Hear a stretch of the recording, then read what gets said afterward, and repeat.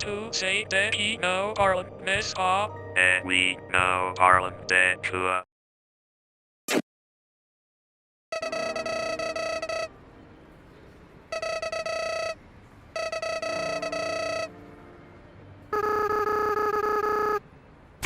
Some message November, to your affair, to scare, to the.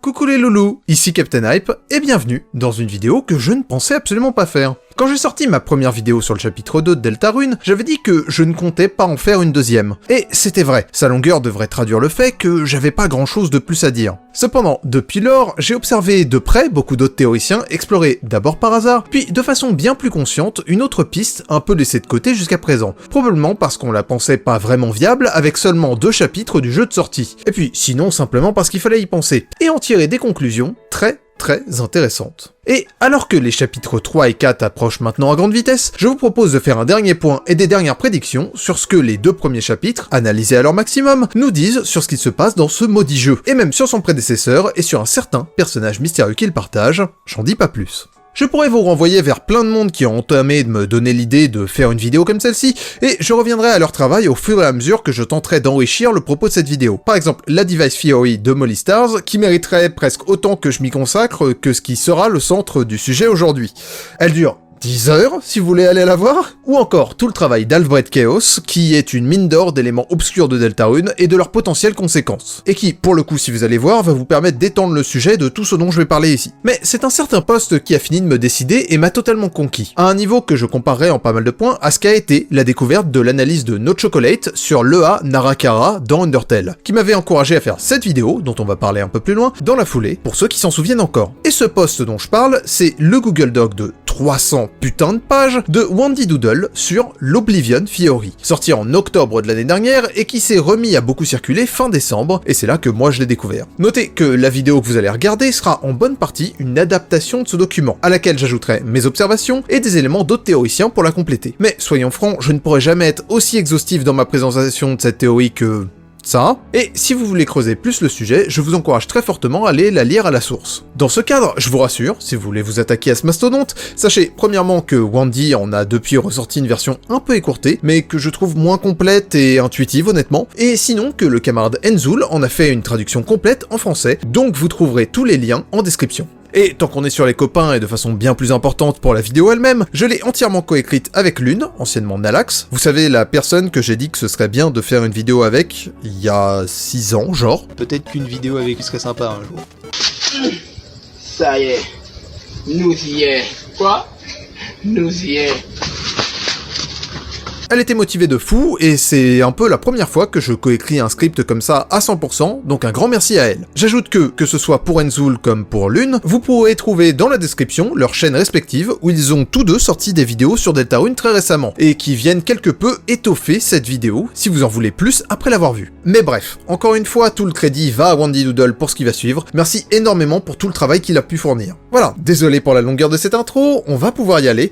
Alors, comme dirait l'autre, montre-toi Oblivion Fiori.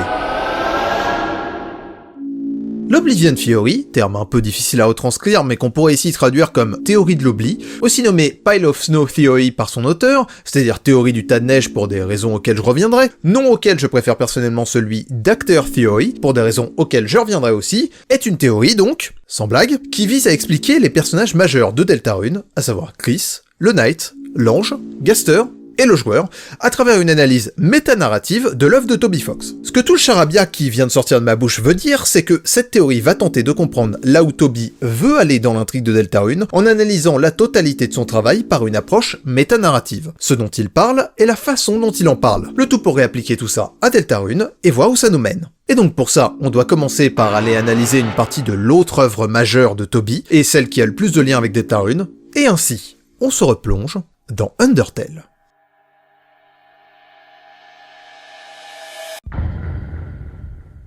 Nous sommes dans les derniers mois de 2015. Undertale vient de sortir. Assez vite, le jeu va rencontrer un très grand succès qui, de façon assez particulière, ne fera que croître avec le temps, au fur et à mesure que le bouche à oreille fera sortir le jeu de sa niche pour envahir complètement internet en quelques mois et devenir incontournable pendant près d'un an. On n'a pas bâti l'iconicité universelle de Sense en un jour. Papy Hype, ici présent, se souvient que l'une des étapes de la diffusion du jeu a été un certain succès auprès des critiques et des sites spécialisés, en particulier à une époque de réaffirmation et de réanalyse de jeux cultes, tels qu'Earthbound, et de boom du jeu indé en général, leur donnant une position assez prévalente dans cet écosystème. Les critiques semblaient particulièrement intéressés par l'idée que ce jeu était une satire de son propre genre, le RPG, et était ce qu'on appellerait aujourd'hui un anti-RPG. Un exemple assez souvent cité était le fait que la majorité des vendeurs du jeu se moquaient de nous quand on essayait de leur vendre nos objets, parce que c'est pas comme ça que ça fonctionne dans la réalité. L'épicier du coin va pas vous racheter votre casserole usée que vous avez encastrée dans la gueule du premier avion qui passait par là, dont les gémissements de plaisir à cette idée se sont soldés dans un climax de feu et de kérosène. Kinky. Bon, je pourrais émettre plein de critiques sur le fait que c'était pas si nouveau que ça. La satire de RPG, je veux dire, pas l'avion qui en pince pour son... Bref, on s'en fout.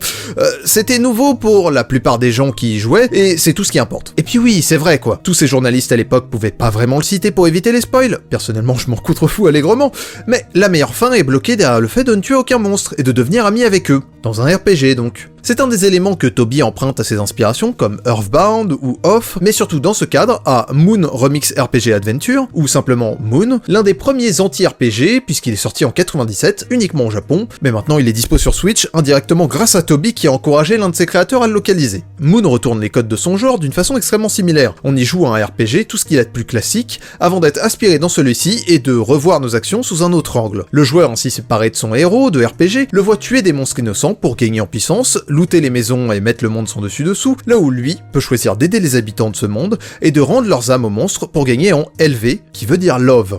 Oui, le terme vient de là. Habituez-vous dès maintenant dans cette vidéo, Toby n'a rien inventé. Et tout comme pour Moon, cet aspect d'être un jeu qui, en quelque sorte, parle de lui-même, fait d'Undertale, au-delà du récit, un jeu qui a un rapport très particulier avec son méta-récit. Ce que raconte Undertale n'est pas tout ce qui importe. La façon dont c'est raconté et ce que représente ce qui est raconté, que ce soit dans le contexte des RPG, dans notre monde ou des jeux en général, et j'en passe, importe tout autant. Et c'est là-dessus qu'on va se concentrer. Bon, il y a pas mal d'autres manières dont Undertale fait du méta-récit, et je devrais pas avoir besoin de vous convaincre de quoi que ce soit à ce sujet. On a littéralement un insert de Toby Fox en l'Annoying Dog qui crée le monde d'Undertale depuis l'intérieur de celui-ci. Si ça c'est pas méta, je sais pas ce qu'il vous faut.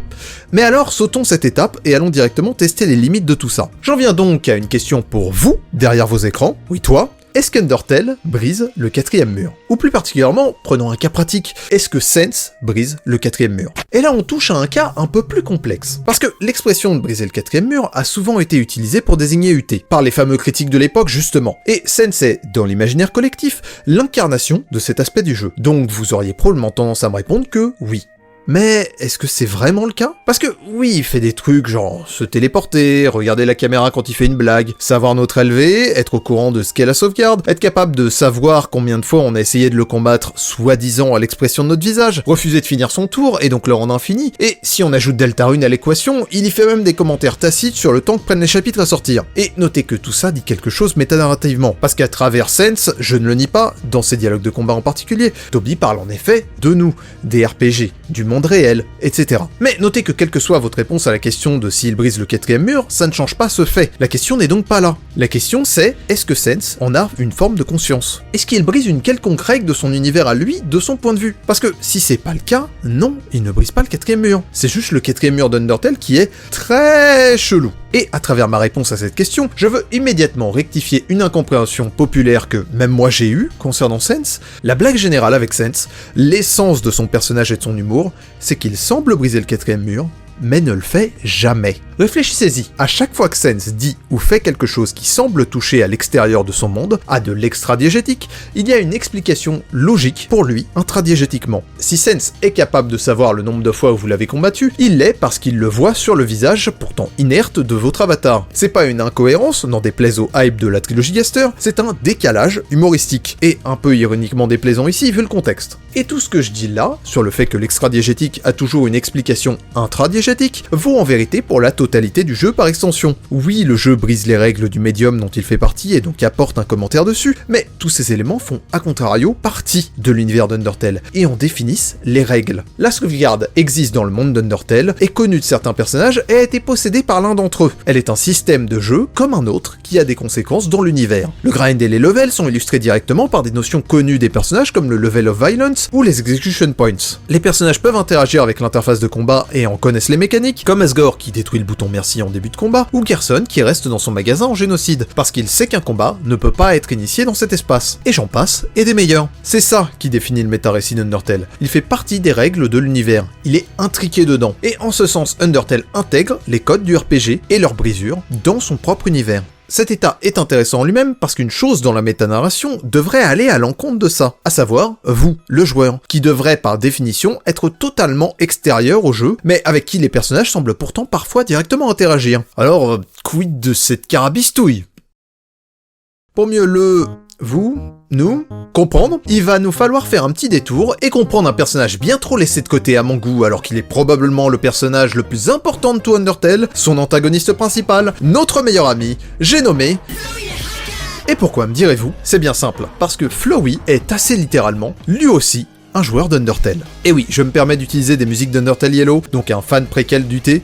Jouez-y, c'est super, sérieusement. Si je vous demandais de quoi parle Undertale, vous penseriez sûrement assez immédiatement à la run pacifiste, au fait de ne pas tuer, de briser le cycle de la violence et de ne pas être au-dessus des conséquences. Mais je pense qu'en tant que communauté, et moi le premier, on a raté quelque chose en se limitant à ça. Parce que, demandez-vous à ce moment-là, pourquoi Flowey est le boss final de 2 des 3 fins principales d'Undertale? Vous pourriez me dire qu'il incarne la morale inverse, le tuer ou être tué, mais qu'il est en vérité Asriel, et qu'au fond de lui, il reste un enfant perdu, et qu'il est donc l'épreuve finale, un personnage avec lequel il faut être indulgent, le plus impardonnable dans ses actes, mais celui à qui il faut montrer le plus de pardon. Et vous n'auriez pas totalement tort, mais c'est pas exactement la question. Entre deux, je vous ai parlé du fait qu'Undertale était aussi une satire de son propre genre, et on voit bien comment ces deux idées s'articulent entre elles. Briser le cycle de la violence, c'est ne pas tuer les monstres, et c'est donc aller à l'encontre du gameplay le plus basique des RPG. Alors, je vous redemande plutôt la chose suivante, pourquoi Toby a décidé qu'un personnage comme Flowey devrait être le boss final de la majorité du jeu? Eh bien, parce que Flowey est l'illustration parfaite d'un joueur de RPG classique, et lui aussi le lien entre ces deux facettes d'Undertale, mais est aussi un miroir du joueur, à travers lequel Toby va pouvoir nous confronter nous. Tout comme nous, Flowey possédait la sauvegarde, qui fait partie intégrante de l'univers. C'est quelque chose qui est révélé très tôt aux joueurs d'Undertale, qui en bonne partie tutoriel involontairement lors de leur première run, et rechargent leur sauvegarde pour l'épargner, ce que Flowey remarque et critique. Il se souvient de votre meurtre. Non seulement la sauvegarde et les mécaniques qui lui sont liées, du chargement au reset, sont des éléments faisant partie de l'univers, mais donc nous ne sommes pas les seuls à avoir pu en profiter. De façon tout à fait littérale, Flowey est un joueur, astérisque pour plus tard. Il avait la sauvegarde et était donc le seul être doué de libre arbitre dans ce monde qui est un jeu. Et c'est pas n'importe quel type de joueur. Le saviez-vous, il existe 7 types de joueurs. C'est un vétéran qui, comme il le dit en Run Génocide, a expérimenté tout ce que le jeu pouvait proposer. Tous ses dialogues, toutes ses possibilités, toutes ses runs, jusqu'à consommer le jeu tout entier et s'en lasser. Parenthèse. Parenthèse, je tousse. Je vais beaucoup utiliser le terme « consommer » dans cette vidéo. Mettons-nous d'accord sur sa signification ici. Notez que le jeu caractérise également la fonction de joueur à travers un personnage, Sense, qui parle du fait que le possesseur de la sauvegarde, ce qu'il appelle l'anomalie parce que Sense ne brise pas le 4ème mur et ne sait pas ce qu'est un joueur donc, consommera toutes les timelines jusqu'à ce qu'il ne reste rien. En anglais, il utilise le verbe « to consume », qui se traduit en français par deux choses distinctes, mais qui sont donc, par la langue, des concepts très proches dans l'esprit d'un anglophone comme Toby. Consommer et consumer. Donc, dans toute la vidéo, quand je dis consommer, je veux aussi dire consumer, simultanément. Flowey, et le joueur plus généralement, on y vient, ont pour fonction de consommer et consumer l'entièreté du jeu. Ils découvrent tout son contenu et le vident de toute sa substance, si bien qu'après leur passage, il n'en reste rien. C'est une précision importante, vous allez voir. Fin de la parenthèse. Et c'est donc pour ça que Flowey n'a pas d'âme. Oh là, je vais peut-être un peu vite. Ce que je veux dire, c'est que, comme Flowey a consommé tout le contenu que le jeu a à lui proposer, il ne ressent plus rien vis-à-vis de celui-ci. Il le connaît par cœur. Enfin, par pas cœur du coup, et on est alors lassé. Et donc, n'ayant plus de sentiments, figurativement parlant, il n'a plus d'âme, et ne ressent plus d'émotions autres que l'ennui dans un monde qu'il connaît parfaitement, mais dans lequel il est piégé. C'est en ça qu'il représente un joueur vétéran.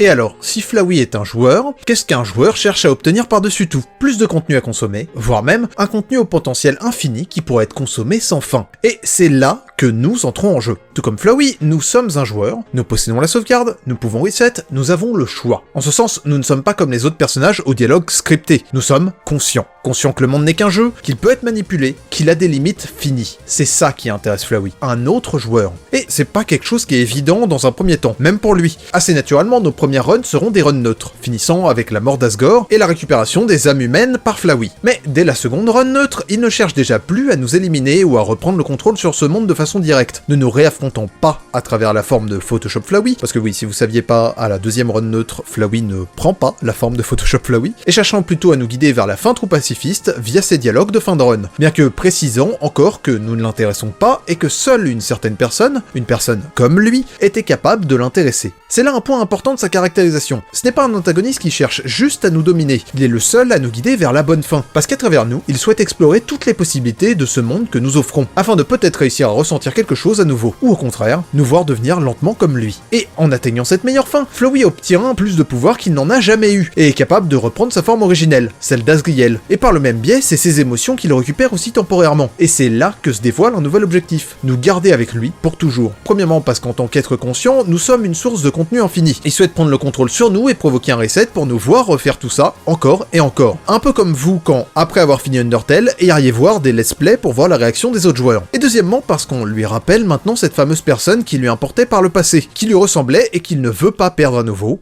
Kara.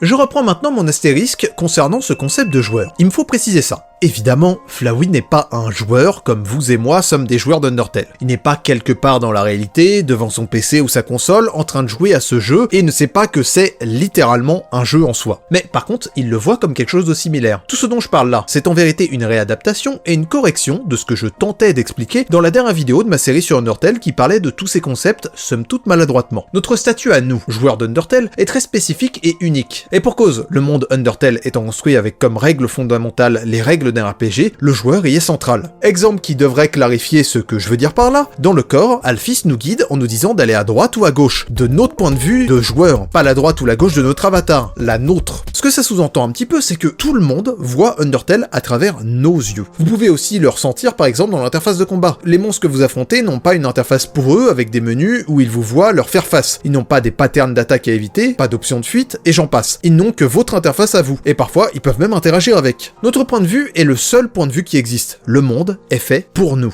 Mais souvenez-vous, tout concept extradiégétique a son explication intradiégétiquement. Et comment on représente un joueur extradiégétique intradiégétiquement? À travers un concept comme celui de possesseur de la sauvegarde. Le joueur peut sauvegarder et charger, il peut exercer son contrôle sur le jeu en explorant toutes les possibilités qu'il peut offrir, et c'est pour ça que la sauvegarde fait partie des règles de cet univers en premier lieu. Mais historiquement, nous n'avons pas été les seuls à posséder la sauvegarde, et le comportement de ces persos possesseurs de la sauvegarde se rapproche énormément du comportement qu'aurait un joueur parce qu'on a les mêmes pouvoirs, on est de même nature. Et donc, pour simplifier, j'appelle également ces persos, bien qu'exclusivement intradiégétiques, des joueurs, parce qu'ils vont nous servir de miroir en quelque sorte. Ceci ayant été clarifié, dans son dialogue après le combat en troupe pacifiste cependant, Asriel réalise que la personne en face de lui n'est pas exactement Kara, touchant à un autre aspect de comment on peut rendre le joueur intradigétique auquel on va revenir plus loin, le fait de lui donner un avatar, une forme physique et perceptible. Mais c'est là une chose qui, jusqu'à aujourd'hui, est assez mal comprise et a tendance à choquer des joueurs qui arrivent à ce point du jeu. Kara est censé être le nom du premier humain tombé, celui ou celle que l'on nomme en début de jeu, et en ce sens est censé nous représenter. Mais lorsque le jeu se lance, c'est Frisk que l'on contrôle, sans qu'elle ne soit jamais nommée autre part qu'à partir de ce point. Si Toby fait le choix de nommer ce qui semblait être notre personnage à cet instant, avec un nom sorti de nulle part et sur lequel on n'a eu aucune influence qui plus est, et plus largement qu'il fait le choix de faire de Frisk notre avatar pendant tout le jeu plutôt que Kara, c'est en vérité pour ce moment. Le moment où Frisk se démarque de nous, et à partir de là, tous les personnages le désignent par son nom, comme s'ils l'avaient toujours su. À partir de là, Frisk n'est plus l'un de nos avatars, c'est un personnage indépendant de nous, parce qu'à la fin du jeu, lorsque nous nous en irons, Yel redeviendra un personnage normal qui continuera de vivre sa vie sans nous. Entendez par là que c'est quelque chose qui n'était pas possible pour Kara, on y vient. Et dans son dialogue de fin de run, Flowey nous implore de le laisser vivre sa vie à partir de là, que nous quittions le jeu en quelque sorte, et que nous en restions là, parce qu'on a atteint la meilleure fin. Tout le message d'Undertale est contenu dans ces quelques faits et dialogues à vrai dire. Vous avez le choix de finir le jeu à cet instant précis, relâcher votre contrôle sur Frisk et quitter. C'est quelque chose qui est illustré de façon directe dans le fait que, si vous ne le faites pas, vous devrez true reset, c'est-à-dire effacer absolument toute trace et tout souvenir de ces événements du monde, remettre le jeu à zéro, parce que vous avez atteint la fin. Il n'y a rien après ça. Et je vais me permettre de revenir à Moon et de faire un parallèle avec sa fin ici. Alors, on sait que si Moon a bel et bien inspiré Toby sur des aspects comme le love et la séparation entre le joueur et son avatar, il n'y avait pas joué, comme il n'était encore qu'en japonais, en 2017. Donc ni pour Undertale, ni à minima pour le début du développement de Deltarune. Mais ça montre bien qu'il savait déjà des choses sur le jeu qu'on avait dû lui dire, ou qu'il avait dû se spoil, et je vais m'avancer jusqu'à dire que, vu les ressemblances entre la fin du jeu et l'œuvre de Toby, il devait être au courant de ce qu'il s'y passait de façon assez exhaustive. Donc voilà, je vais spoil, vous pouvez passer si vous comptez jouer à Moon, ce que, même si j'y ai pas joué moi-même, je vous conseille, c'est un classique très réputé et il est donc dispo sur Switch, en anglais cependant. Pour rappel, on y joue donc un enfant qui a fait une première run dans le jeu où il est arrivé jusqu'au boss final, un dragon sur la lune qui aurait volé la lumière lunaire, avant de s'arrêter de jouer et d'être aspiré par celui-ci. Voyant ce qui était son propre avatar, le héros, mettre le monde sans dessus-dessous sans le comprendre de façon à le sauver en tuant tous les ennemis. Arrivé à la fin du jeu, vous tomberez face à la réalisation que le dragon maléfique n'a rien fait de mal et que la lumière lunaire se trouve derrière une porte sur la lune qu'il vous est absolument impossible d'ouvrir. Même en ayant rassemblé tout le love que vous aurez pu et sauvé tous les monstres, le complétionnisme ne vous est d'aucune utilité. Impuissant, vous êtes forcé de laisser le héros tuer le dragon, tous les monstres que vous aurez sauvés, et finalement, vous tuez vous. Vous ferez alors face à une sorte de game over, où l'enfant que vous jouez est devant la console et a le choix de continuer de jouer ou d'arrêter. Continuer ne menant qu'à une fin où l'enfant est réaspiré par le jeu, sous-entendant qu'il jouera éternellement à ce jeu sans en trouver la fin. Vous devez au contraire faire le choix d'abandonner le jeu et d'ouvrir la porte de votre chambre vers le monde extérieur. À travers cet acte, vous ouvrez également la porte sur la lune dans le jeu, représentative de votre porte vers le monde extérieur. Cette impasse étant impossible à résoudre et causée par le fait que vous ayez joué au jeu en premier lieu, c'est en faisant l'exact inverse de le compléter à 100%, en l'abandonnant définitivement et n'incarnant jamais son héros, que vous l'amenez à sa meilleure fin. Bon, il y a d'autres morales et c'est un peu plus compliqué que ça. Les personnages du jeu se retrouvant libérés dans le monde réel et le jeu dans le jeu se retrouvant rétroactivement annulé durant son développement, ce qui est très méta, mais bref, vous avez l'idée quoi. Le joueur doit être conscient de son influence sur le jeu et savoir quand l'abandonner pour lui assurer une fin heureuse. Ces thématiques sont absolument capitales, retenez-les bien. Mais bref, Undertale ne va pas s'arrêter là dans son exploration du joueur, lui laissant le choix de ne pas se contenter de cette fin heureuse, parce que, souvenez-vous, qu'est-ce qu'un joueur cherche à obtenir par-dessus tout? Plus de contenu à consommer. Alors, on peut toujours essayer de se contenter de ce que le jeu proposait jusque-là, de détails qu'on avait ratés, de dialogues cachés, d'événements aléatoires comme les événements de fun, dont le nom est assez sarcastique d'ailleurs, mais c'est ce qu'ils sont au final, littéralement des miettes de divertissement pour garder le joueur en haleine un peu plus longtemps, mais viendra un moment où le joueur finira par se lasser du jeu et tester ses limites, et où il se lancera finalement dans une run génocide. Commençons par poser les bases de la run génocide. Cette run n'est pas un génocide, c'est qu'un fan-name plutôt mal choisi. Mais bon, on va le garder, je vais pas refaire le monde non plus. Ah par contre, Wandy Doodles, le créateur de cette théorie, trouve qu'un bon nom pour cette run serait Root Flowey. Ouais bon, je vais pas refaire le monde non plus. Au-delà de ce nom, je veux rectifier une vision plutôt biaisée de cette run. Ce en quoi elle consiste n'est pas précisément de tuer tous les monstres de l'Underground, ni même tous ceux qui sont sur notre chemin. Bon, déjà premièrement parce qu'on n'y tue pas tous les monstres. Comme en parle Undyne durant son combat et Alphys durant une run génocide avortée à Outland, la grande majorité des monstres ont été évacués. Et on sait de plus, via le combat contre Metaton X en run normale, qu'il y a des dizaines de milliers de monstres au moins dans l'Underground. Donc non, on les tue pas tous. Et deuxièmement, on doit parler de Jerry. Epic Jerry Mention. Jerry est un monstre dont le gag est qu'il est détesté par tout le monde. Et ce gag continue à tel point qu'on n'a simplement pas besoin de le tuer en run génocide. L'idée c'est que ça rend le monde plus mauvais de ne pas le tuer.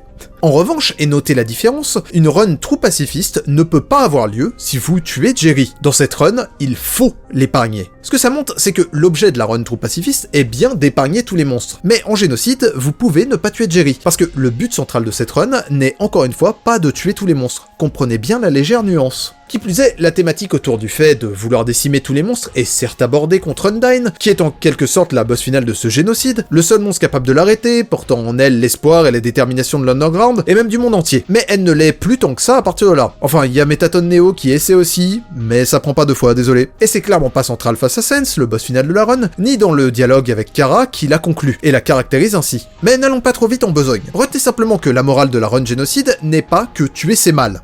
C'est mal quand même, hein, ne le faites pas. Mais c'est pas le sujet. Humain, je me souviens de tes génocides. Mais donc, tout ce que je vous dis là semble super contre-intuitif. Comment on fait une run génocide s'il ne suffit pas de tuer tout ce qu'il y a sur notre chemin? Eh bien, il faut volontairement farmer chaque zone jusqu'à en tuer tous les monstres pour atteindre un seuil défini arbitrairement par le jeu, c'est-à-dire épuiser le contenu qu'il a à nous proposer, le consumer donc. L'action est sensiblement la même, mais l'objet de celle-ci ne l'est pas. On cherche à vider le jeu de son contenu. Notez que c'est pas quelque chose qu'on serait amené à faire naturellement dès le début du jeu. Il y a deux moyens d'arriver à cette run. Soit la connaître via internet, la façon dont la majorité d'entre nous l'a probablement abordé, mais qui n'est pas vraiment la façon naturelle et pertinente d'y arriver. Soit chercher à atteindre les limites du jeu, à tester le moment où celui-ci sera brisé. Par exemple, en cherchant à farmer le plus d'XP possible dès la première zone du jeu pour atteindre le niveau maximum. Et cet état de fait du jeu qui atteint ses limites, quitte à être petit à petit brisé, ça se traduit également par l'ambiance qui change du tout au tout. La narration se fait de plus en plus rare, comme si elle n'avait pas été prévue pour cette situation-là, la musique se raréfie, voire se fait quasiment absente également, etc. C'est pas uniquement pour créer une ambiance macabre, ou pour rendre la run moins satisfaisante, même si ça fait partie de les faire chercher, c'est aussi pour montrer qu'on est en train de casser le jeu, de sortir de ses limites. L'absence de blagues et de bonne musique n'est-elle pas l'inverse parfait de ce qu'est l'essence même d'Undertale au fond? Plus sérieusement, puisque nous sommes un joueur cherchant le moindre contenu, notre désir de complétion va jusqu'à devoir briser le jeu si ça peut nous permettre d'en découvrir tous les secrets. En clair, on devient petit à petit comme Flowey, qui veut tout expérimenter du monde qu'il a devant lui, au point même qu'on va plus loin que lui, ne même plus le voir comme un autre joueur conscient, mais comme un PNJ, comme tous les autres lorsqu'on s'en débarrasse en fin de run. Bref, revenons à nos Dreamers. On finit par arriver face au véritable boss final de cette run et du jeu tout entier, Sense. Tout d'abord, il y a quelque chose à dire sur le choix de mettre ce personnage dans cette position. À commencer par le fait que le jeu tease véritablement le joueur avec Sense pendant tout son long, le faisant se téléporter par-ci, le faisant dire un truc très obscur par-là, ne le faisant pas nous combattre pendant tout Snowdin où il est aussi important que Papyrus, le faisant nous menacer au MTT Resort, etc. On ne l'affronte jamais, et on n'est pas censé le faire. En témoigne notamment la musique Songs That Might Play When You Fight Sense, inutilisée mais pourtant présente dans l'OST. Ce que je veux dire par là, c'est que ces éléments qui laissent penser à un combat qui n'arrive jamais, poussent le joueur complétionniste à aller chercher toujours plus loin afin d'accéder aux 10 combats, quitte à casser le jeu pour ça. Et ça va justement être le thème de l'affrontement lorsqu'il aura lieu. Sense est par ailleurs un monstre particulièrement faible, celui avec les pires statistiques du jeu. Un seul point d'attaque, un seul point de défense, et en allant fouiller dans les fichiers du jeu, également un seul point de vie, comme s'il avait des stats par défaut, ou du moins simplement pas prévus pour un combat. En soi, même ses attaques ne semblent pas être les siennes. Il vole la manière de se battre de Papyrus, tandis que ses attaques inédites, les fameux Gaster Blasters, semblent appartenir à Gaster, donc pas à lui. La raison pour laquelle ce combat est si difficile, c'est parce qu'on ne se bat pas tant contre Sense en tant que tel, mais contre le jeu lui-même, qui tord ses règles pour nous arrêter. Sense attaque en premier, il esquive nos attaques, nous attaque dans le menu, passe au-dessus de nos frames d'invincibilité, et lors de son attaque finale, il refuse même de finir son tour, ce qui nous pousse également à tordre nous-mêmes les règles pour en venir à bout. Le combat contre Sense n'a rien d'un combat classique, c'est un combat jouant avec toutes les limites du jeu. Sense a en fait toujours été en quelque sorte le gardien du jeu, c'est lui qui juge nos actions en fin de run, devenant brièvement une sorte de narrateur, il nous explique des notions de gameplay comme les attaques bleues, mais surtout, il nous explique des notions primordiales du jeu telles que le XP ou le love. Par ailleurs, dans ses jugements, Sense explique que plus notre love augmente, plus on perd en empathie. Encore une fois, plus notre love augmente, plus on devient similaire à Flowey, c'est-à-dire qu'on ne voit plus le monde d'Undertale comme un univers palpable, mais comme un jeu vidéo dont on doit consommer le contenu. Ceci ne signifie pas, cependant, que Sense est conscient que nous sommes littéralement en train de jouer à un jeu. Comme les autres personnages d'Undertale, il ne brise pas le quatrième mur. C'est l'un des 3 grands personnages du jeu qui semble partiellement nous percevoir ou nous parler, nous le joueur joueur, dans le sens où il connaît notre existence hypothétique intradiégétiquement, nous appelant l'anomalie, on y reviendra. Et c'est cette anomalie, en tant que possesseur de la sauvegarde avide de contenu, qu'il décrit, pas, littéralement, le joueur extérieur au monde. Par ailleurs, ça semble important à réétablir, Sense ne se bat pas pour venger tous les monstres qu'on a tués, même pas pour Papyrus. Tuer ne serait-ce qu'un monstre en moins, et même si vous avez tué son frère, et il vous laissera passer. La raison pour laquelle Sense se bat, c'est parce que vous avez atteint ce seuil arbitraire. C'est pour protéger son univers, pour protéger le jeu lui-même. Il sait que se battre n'a pas d'importance dans n'importe quel autre run, car nous allons juste reset un jour ou l'autre. Mais si nous continuons sur cette run précise, si nous continuons de tester les limites du jeu, nous finirons par le briser pour de bon. Et c'est précisément ça qu'il veut éviter à tout prix. Malheureusement pour lui, c'est impossible d'essayer de restreindre la curiosité d'un joueur, et la gourmandise de celui-ci finira par le dévorer. Et c'est là que se trouve le véritable propos de la run génocide. Ce n'est pas en soi que faire tout ce qu'on y fait est mal. C'est un problème que j'ai moi-même toujours eu avec l'interprétation d'Undertale comme parlant avant tout de pacifisme et de pardon. Dans ce cadre, la génocide serait juste la mauvaise run, celle à ne pas faire, celle qui est mal. Parce que, auquel cas, les mauvaises runs neutres auraient largement suffi. Elles sont tristes, elles sont impactantes, il y a déjà tout ce qu'il faut. Et ça n'explique pas pourquoi Toby aurait passé autant de temps à développer cette route précisément. S'il avait juste été question de punir le joueur, un seul boss très punitif aurait suffi, et sur bien moins de temps de jeu. Mais 2 boss, c'est curieux. Ce que je veux dire ici, c'est qu'à travers ces aspects métanarratifs, Undertale fait un commentaire sur le monde qui l'entoure, et en particulier ici, sur la nature même non seulement de ses joueurs, mais au-delà de ça, du rapport des joueurs avec les jeux en général. Par nature, nous avons une tendance inévitable à tenter de consommer entièrement tout jeu que l'on aime, que vous l'ayez fait pour Undertale ou pas, à vrai dire on s'en fout. En ce sens, la route génocide n'est pas la route à éviter, c'est simplement la 3e grande route qu'un joueur finit par effectuer, la conclusion logique du jeu. Et Toby en livre une analyse froide et crue, mais pas forcément moralisatrice.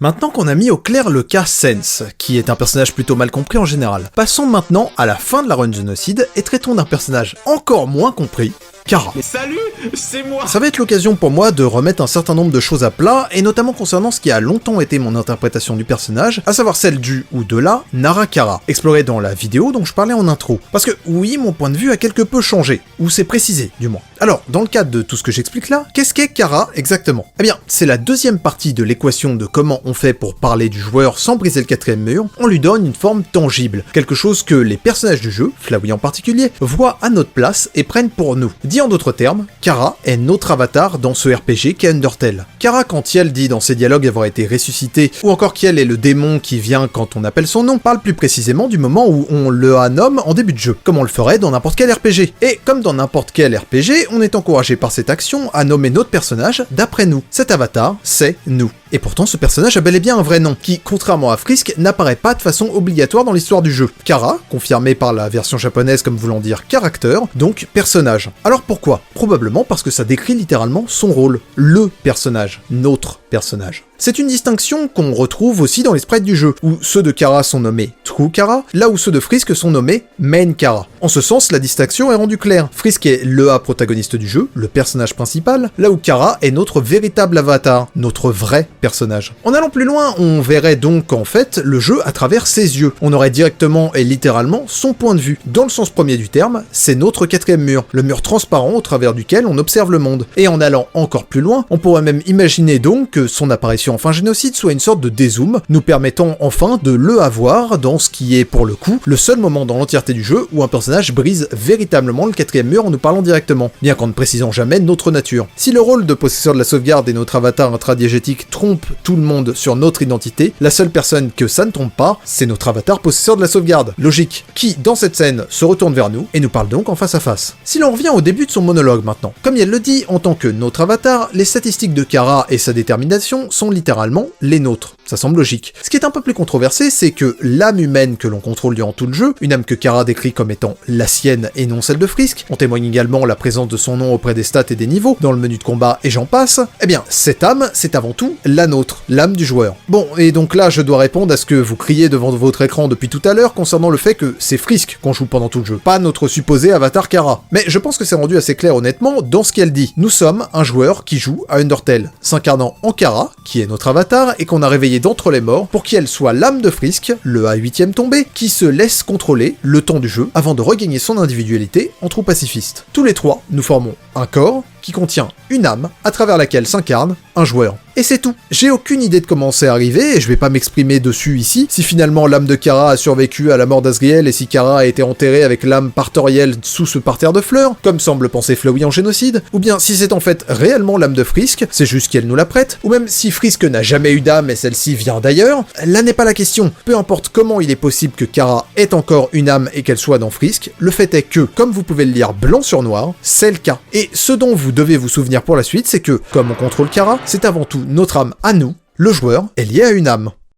La clé de toute cette analyse métanarrative, et plus particulièrement du joueur, dans Undertale qu'on est en train de faire, se trouve plus loin dans les dialogues de Kara, où elle parle du but de sa réincarnation comme étant l'obtention du pouvoir et se décrit comme le sentiment lorsque chaque nombre, PV, attaque, def, or, EXP, LV, augmente. C'est curieux de se décrire comme un sentiment, non? Et pourtant, c'est la quintessence de ce en quoi Kara est notre avatar à nous. Mais revenons pour expliquer ceci à la fin trop pacifiste, où Flowey nous demande de laisser Frisk vivre sa vie tranquille. À ce moment-là, il nous appelle Kara, alors qu'il ne nous considérait pas comme et lui en fin neutre. La différence entre ces deux fins, c'est qu'entre-temps, d'abord il a distingué qu'il y avait Frisk et quelque chose de supérieur à Frisk à travers son âme. Et il n'est pas le seul, Asgore aussi reconnaît Kara en Frisk par exemple. Quelque chose qui lui ressemble, quelque chose de complétionniste, qui a réussi à accéder à la meilleure des fins, mais qui est tout autant capable d'accéder à la pire d'entre elles, quelque chose qui lui fait peur. Cependant, n'étant pas totalement capable de percevoir le joueur et ne pouvant réellement briser le quatrième mur, parce que personne ne le fait, à nouveau, Flowey voit le monde comme un jeu, mais ne sait pas que c'est réellement un jeu, il interprète cette entité comme étant Kara, la seule personne en qui il s'est reconnu par le passé. Une personne moralement grise, qui semblait déjà très intéressée par le fait d'être le A plus efficace dans ses actions, jusqu'à avoir eu l'habitude de remplir l'eau de son verre jusqu'au rabord, jusqu'à la limite, comme révélé dans l'Undertale Alarm Clock. Gardez ça en tête, on va faire un détour, mais j'y reviens. Et en parlant du fait que Kara aime jouer avec les limites, avez-vous déjà remarqué à quel point le 9 est important dans la caractérisation de Kara? La caractérisation, l'absolu, c'est ce qui est symbolisé par le 9. Dans un RPG classique, le 9 représente le maximum qu'on peut obtenir. On est capé par un nombre de pièces de monnaie, comme 999 999 pièces, à un niveau maximum, qui est souvent le niveau 99. Bref, le 9 représente la limite. Vous pouvez directement le voir dans les prix de l'armure Temi, 9999 gold, et Toby Fox l'utilise pour représenter ce même concept, ainsi que pour symboliser le complétionnisme de Kara et du joueur. Tout d'abord, tout au long de la génocide, nos dégâts ne font qu'augmenter jusqu'à atteindre une série de 9 contre Sense et Asgore. Quand Kara détruit le monde également, celui-ci est envahi d'une série de 9. De la même manière, dans l'attaque la plus dévastatrice de tout le jeu, quand Undyne embrasse Alphys en trou pacifiste, elle la one-shot en faisant 9999 dégâts.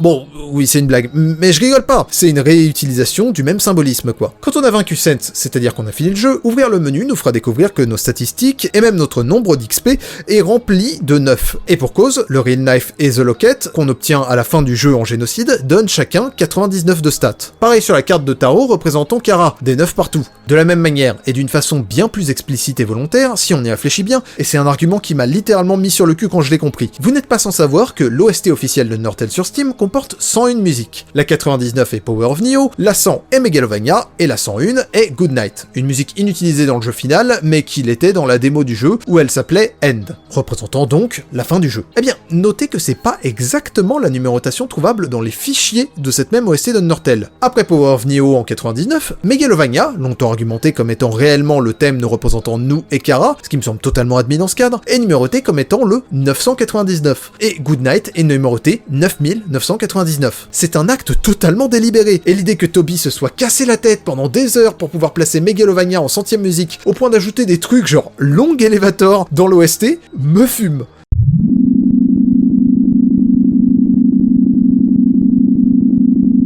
Et le sens est assez clair ici. Toby place volontairement cette musique qui représente notre franchissement des limites, juste après le 99, et la numérote dans les fichiers comme le jeu représenterait ce franchissement des limites, avec une série de 9, et de même pour la musique représentant la fin du jeu. Et par ailleurs, il n'y a pas que chez Kara où le 9 représente le maximum. Lorsque Flowey devient Photoshop Flowey, lui aussi a un fichier de sauvegarde empli de 9, que ce soit son temps de jeu ou son level. C'est une manière de représenter qu'il est à son apogée, et il est très possible que le fichier de sauvegarde qu'il charge soit réellement le sien, à l'époque où il avait sa sauvegarde, et où il avait totalement complété le jeu. À vrai dire, le 9 représente le maximum de statistiques un peu partout dans le jeu, que ce soit explicitement en checkant les ennemis, ou dans les valeurs réelles présentes dans les fichiers. Undyne the Undying a 99 d'attaque et de défense, Mettaton en forme normale a 999 de défense et 9999 PV dans les fichiers, techniquement en forme Néo il a 90 d'attaque et 9 de défense, ce que je vais compter aussi. Les Amalgamates, mis à part la mère de Snowgrave, ont 9999 de défense, ce qui, comme pour Mettaton, les rend simplement intuables. Et puis, Azriel en troupe pacifiste, bien que des signes infinis soient notés dans ses statistiques en check, a 9999 PV et 9999 de défense dans les données du jeu. Ceci illustre aussi le fait que ces séries de 9 ne représentent pas simplement le fait d'atteindre les limites, mais surtout probablement que toutes ces valeurs sont supérieures à la limite, bien au-dessus du 9, mais que le jeu ne peut pas les afficher, ces limites étant outrepassées. Et quand Kara dit qu'Yel est nos stats qui augmentent au-delà de cette limite, donc, Yel précise bien que ce n'est pas juste ça. Yel est précisément le sentiment qu'on a en les voyant augmenter, le sentiment de complétion. Kara est la soif de consommation du joueur qui a infusé en lui, étant son avatar. Souvenez-vous du héros, l'avatar de Moon, qui continue de tuer les monstres et de partir compléter le jeu, même sans le joueur. Eh bien, c'est exactement pareil ici. Notre avatar naît de notre sentiment le plus fondamental en tant que joueur, celui de compléter le jeu, de le consommer. Comme dit dans le manuel de la démo d'Undertale, les statistiques déterminent tout à propos de nous. Nous sommes esclaves des désirs de ces tout petits nombres. Et je me permets d'ajouter ça en cours de route parce qu'on vit à une époque formidable. Une récente newsletter de Toby, pour le 9e anniversaire d'Undertale, est venue confirmer cette interprétation du chiffre 9, justement, et de son lien à Kara, puisqu'elle contient une lettre écrite par nul autre qu'Azriel qui parle de son meilleur ami, c'est-à-dire de Kara. Le nombre favori de mon meilleur ami est le 9. C'est parce qu'il n'y a pas de nombre qui soit plus haut. 9, 99, 999, 9999. Si tout va assez haut, tu deviens invincible. Plus rien ne peut te faire de mal. Plus rien ne peut plus faire de mal à personne. Mais ça fait peur, non? De savoir qu'il y a un nombre le plus haut. Que si tu faisais 99 bons souvenirs, tu ne pourrais plus en faire un de plus. Alors, je ne compte pas les fleurs qu'on ramasse, ou les fois où on rit, ou le nombre de grimaces effrayantes que tu fais. J'espère juste qu'on sera amis pour 999 années de plus.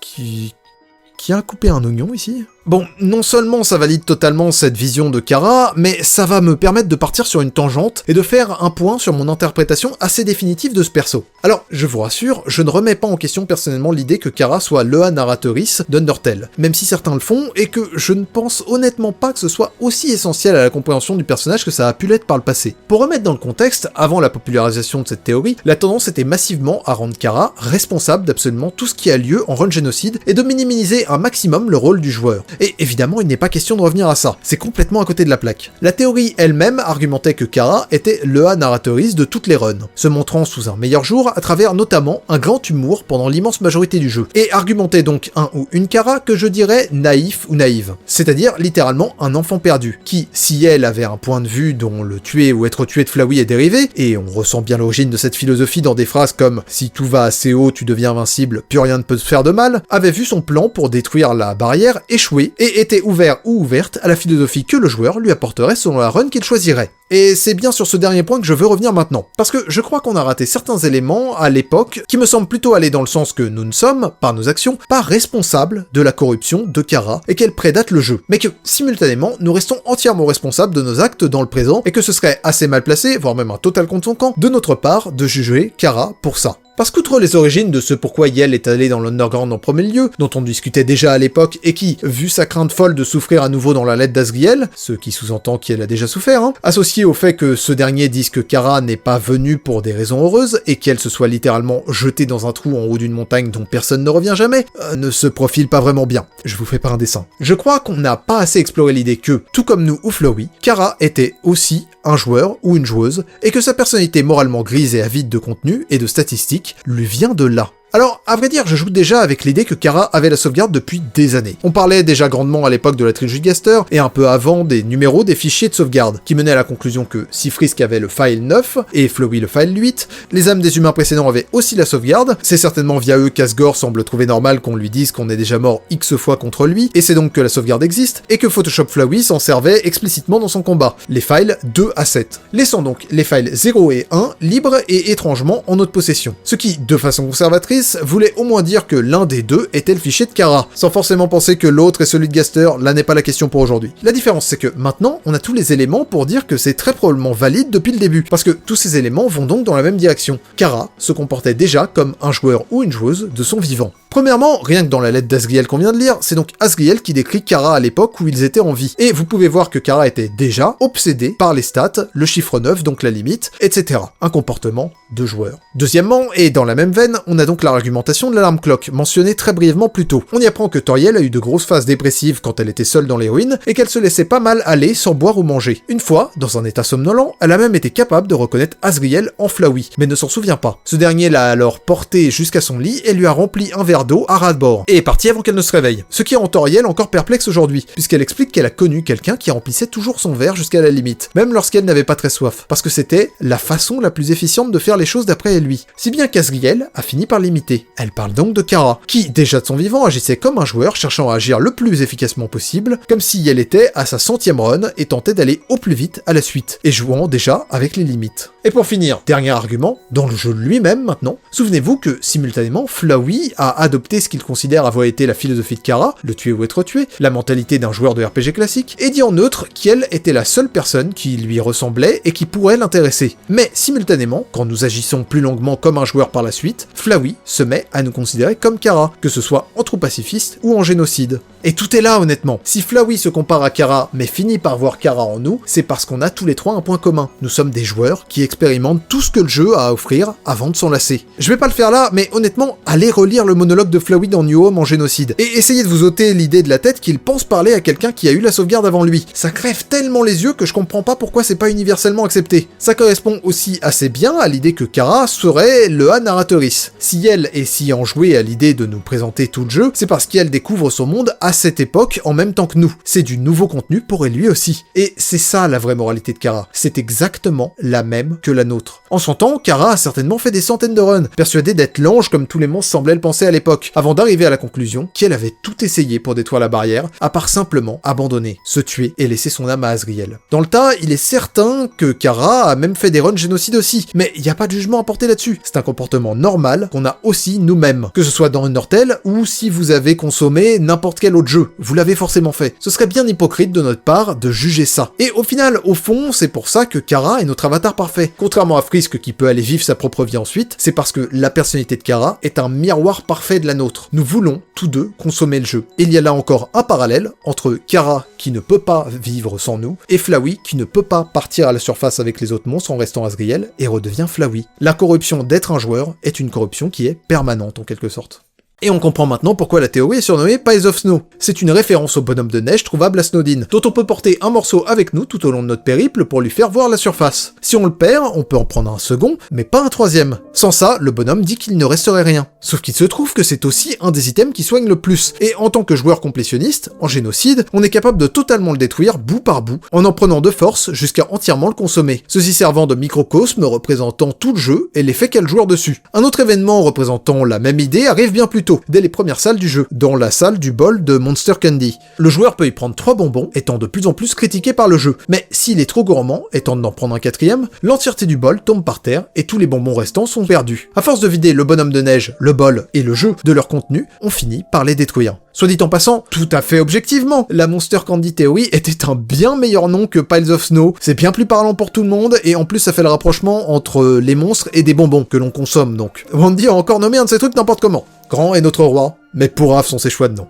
Et donc, tout comme dans chacun de ces exemples, portons le jeu à sa limite, on le brise. Dans les faits, c'est Kara qui lui assène le coup final, disant qu'on va maintenant détruire ce monde et passer au suivant, puis frappant le jeu lui-même, d'un coup dépassant les limites et faisant carrément vibrer la fenêtre d'Undertale et la fermant. Initialement, et comme le montrent les 10 putains de lignes de code où Toby essaie sans jamais y parvenir, qui ne sont pas désactivées, c'est juste qu'elles ne marchent vraiment pas, Undertale devait alors se désinstaller tout seul, le jeu cessant ainsi d'exister.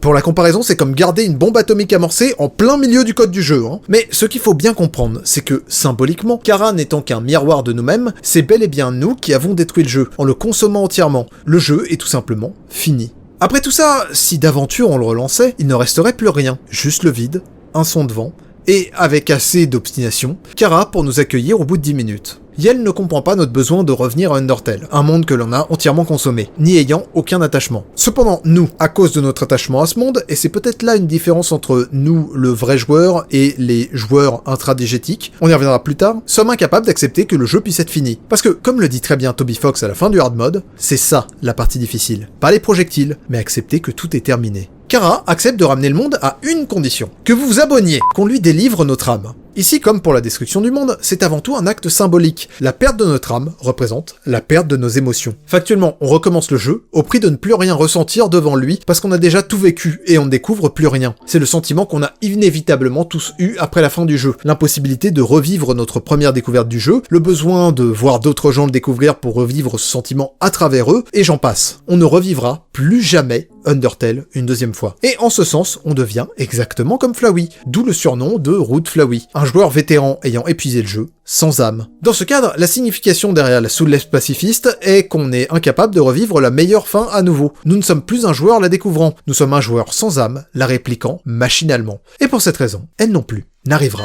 plus jamais. Et lorsqu'on a tout fini, tout consommé, il ne nous reste qu'à rechercher le moindre petit contenu qui nous aurait échappé. À travers ça, on finit par tomber sur quelques miettes capables de nous tenir en haleine indéfiniment car incomplètes, les miettes de Gaster. Et se servant de notre curiosité, il nous attire finalement vers un nouveau jeu, un monde suivant comme en parlait Kara, un nouveau contenu à consommer, Deltarune.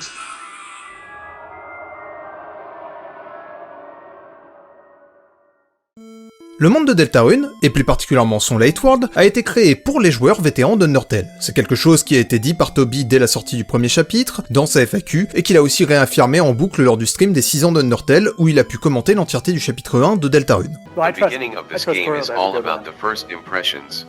I really wanted people think it was potentially Undertale, so I put so much effort into making Undertale looking world, that goes down to the menus and the characters. Non seulement ce jeu est une suite spirituelle d'Undertale, mais il est entièrement designé pour attirer les joueurs du thé, à travers les personnages qui y reviennent, alors que tout porte à croire qu'ils n'étaient pas prévus dans le projet initial, qui pour rappel date de 2011-2012 et prédate Undertale, mais aussi à travers les mécaniques de jeu, les menus, les combats, les points de sauvegarde, et ainsi de suite, qui sont semblables puis s'agrémentent au fil des chapitres. Il y a cependant des différences majeures entre les deux moitiés de Deltarune, le Light World et les Dark Worlds, et c'est ça qu'il me semble important d'explorer dans un premier temps. Quand on y réfléchit, ces différences se regroupent en une thématique principale, la présence ou non de mécaniques de gameplay. Les portions dans le Light World représentent une certaine forme de réalité. On y vit le quotidien d'un enfant lambda à Hometown, qui va à l'école et mène une vie somme toute banale. En ce sens, les mécaniques de gameplay sont grandement absentes. Il n'y a aucun combat, pas de magie ni d'équipement fantastique, et aucune possibilité de sauvegarde. Cela va jusqu'à une absence totale d'accès aux options de jeu dans le Light World, chose qui devrait avoir marqué un certain nombre d'entre vous la première fois que vous avez joué au chapitre 1 si vous y réfléchissez bien, puisqu'il faut donc attendre une quinzaine de minutes pour ne serait-ce que régler le son du jeu. C'en est quasi hostile envers le joueur. Et retenez bien ça.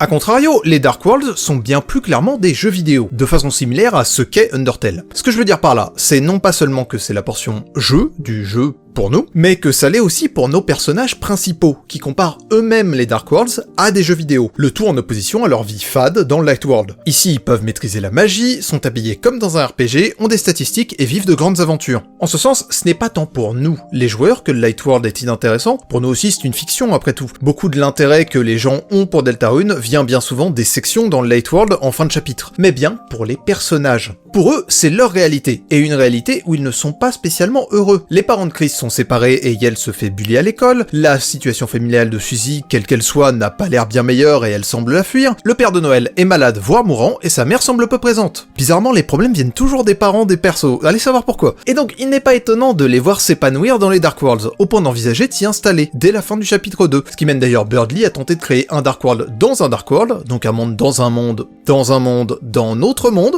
Espèce d'homme nugget de poulet fou, qu'est-ce que tu branles ? Je pleure sur l'homme nugget de poulet, là. En analysant ces sous-mondes plus en profondeur, on peut faire quelques remarques supplémentaires. Tout d'abord, comme brièvement mentionné plus tôt, le chapitre 2 semble plus étoffé en termes de mécanique et interface que le chapitre 1, comme si c'était, assez littéralement, le deuxième opus d'une saga de jeu. On peut inférer que cette tendance va continuer dans les chapitres suivants, en particulier, on sait qu'une mécanique à venir est celle des types et des éléments, déjà présents dans les descriptions des monstres recrutés, dans la description de certains objets et données d'attaque, et dans la FAQ de Spamton, ce qui laisse à penser que chaque Dark World sera plus avancé et complet que le précédent, comme si le jeu vidéo s'étoffait de plus en plus, ou que son développeur s'améliorait. Deuxièmement, les Dark Worlds sont particulièrement liés à la thématique du rêve. Déjà, rien que parce que dans les deux chapitres, les personnages commencent par prendre ce qui est arrivé pour un rêve, et particulièrement Noël qui s'en convainc totalement. D'autant plus après la Weird Route. On peut d'ailleurs carrément passer les portions Light World en début de chapitre en retournant se coucher dans notre lit si on a déjà complété le chapitre une fois. J'appellerais ça le mom skip. Toriel se souvient de vos skips.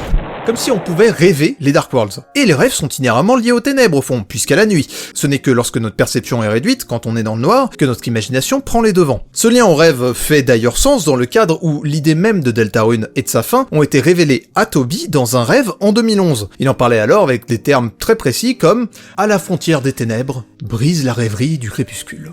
Parlons donc de rêverie de façon explicite et du crépuscule, c'est-à-dire d'un mélange de lumière et d'ombre, donc probablement le Rowing ou le Paradis de l'Ange, que les trois héros doivent bannir. Pour finir, les Dark Worlds sont intimement liés à l'idée de souterrain. On y tombe littéralement, beaucoup de leurs fonctionnements sont similaires à ça également, du fait qu'ils sont baignés dans l'ombre, à l'opposé de la lumière donc, au fait que les téléphones n'y fonctionnent pas. Et comme le montrent certains sous-entendus de plot points futurs, comme le champ sous l'océan quand on Yunsan et le bunker qui mène sous terre, tout ça pourrait être assez logiquement lié aux Dark Worlds. On a en tout cas une nouvelle similarité entre les Dark Worlds, centre du gameplay de Deltarune situé sous terre, et Undertale qui se situait donc sous terre. Sans aller jusqu'à dire qu'Undertale est un Dark World, parce que c'est pas ce que je pense, même si en soi c'est pas impossible que les origines de son concept se trouvent là, il y a de claires ressemblances entre les deux. D'autant que, de la même manière, les mécaniques de gameplay semblent absentes à la surface d'Undertale, la sauvegarde tout du moins. Tout cela, en faisant la synthèse, nous amène enfin à la thématique centrale des Dark Worlds. Ce sont une représentation du divertissement et de la fiction pour s'échapper de la réalité. Ils se construisent en opposition au Light World, et donc à une réalité fade, voire morose, de laquelle les personnages voudraient s'enfuir. Parce qu'il est plus facile de se noyer dans le divertissement que de se confronter ou de vivre avec ses problèmes. Ce n'est pas pour rien qu'ils sont comparés à des rêves. Les personnages s'enfuient littéralement dans leur monde de rêve, en dehors de la réalité qui est une forme de cauchemar. Dans ce cadre, il semble en vérité que chaque Dark World représente un média de divertissement différent. En chapitre 1, les jouets, plus particulièrement les jeux de société. En chapitre 2, Internet et les ordinateurs. Et dans le chapitre 3 à venir, la télévision. Et c'est bien là-dessus qu'il faut appuyer. Le Dark World n'est pas tant constitué de la pièce où il se trouve, mais du médium exploré, dans le but de leur apporter amusement et divertissement. On peut d'ailleurs étendre ça aux boss secrets à travers les zones où on les affronte, qui, si vous le regardez bien, semblent elles aussi avoir un lien avec un moyen de divertissement, plus précisément avec des sortes d'attractions. Pour J-Ville, on est sur un carrousel, et pour Spamton sur des montagnes russes. Ce à quoi on reviendra plus tard. Mais sur ce sujet toujours aussi étonnant que ça puisse paraître, vous êtes-vous déjà posé la question de pourquoi aucun goodies de type figurine ou peluche, de Suzy, de Chris, ou plus largement d'aucun Lightner, ne sont officiellement vendus? L'avez-vous même remarqué? Parce que Toby a déjà répondu à l'avance à cette question à 2 occasions. En fait, c'était déjà le cas de Kara dans Undertale, qui n'a jamais eu de merch non plus. Alors que Frisk, si, sous le surnom de l'humain, donc le problème est pas tellement que ça pourrait spoil si jamais. Après tout, Kara est là dès l'intro, on pourrait lui trouver un autre nom, ou bien faire du merch de Kara plutôt que de Frisk. Dans un cas comme dans l'autre, Toby ne trouve pas très approprié de vendre des produits représentant ces différents personnages. Le point commun entre Kara et les Lightner ici est que ça irait à l'encontre de ce qu'ils représentent et des messages qu'ils portent. Ce serait posséder des jouets ou des peluches de personnages qu'on ne devrait pas contrôler ou posséder, ou qui représentent quelque chose de plus grand. Ceci va à l'inverse des Darkners, dont la fonction première est de servir et de divertir, d'être des objets en notre possession. Le fait que cette méta-narration aille jusqu'à la commercialisation, ou ici à la non-commercialisation, des goodies montre l'importance que cette symbolique a pour Toby Fox en rapport avec ses jeux. Vous commencez ainsi à comprendre à quel point ce thème est cher à Toby, mais ceci va en vérité bien plus loin que ça. Parce que, presque sans caricaturer, l'entièreté de la carrière de Toby, et même ses influences et les créateurs l'entourant, tournent tous autour de cette méta-narration et du rapport entre le média et son consommateur. Alors, il y aurait des tas d'exemples à citer, et je ne parlerai que de ceux dont je suis au courant. Mais j'en rate probablement des tas, parce que j'ai pas forcément exploré absolument toutes les inspi de Toby, et n'en suis pas forcément entièrement conscient. Parce que, sans exagérer, Toby ne fait bien souvent que reprendre des concepts qu'il a vus ailleurs, et les recombiner entre eux. C'est assez dingue. Et je dis pas ça méchamment au passage, tout le monde fait ça, et il le fait très bien de toute évidence. L'exemple le plus évident à mes yeux vient probablement des liens entre le travail de Toby et celui d'Omocat.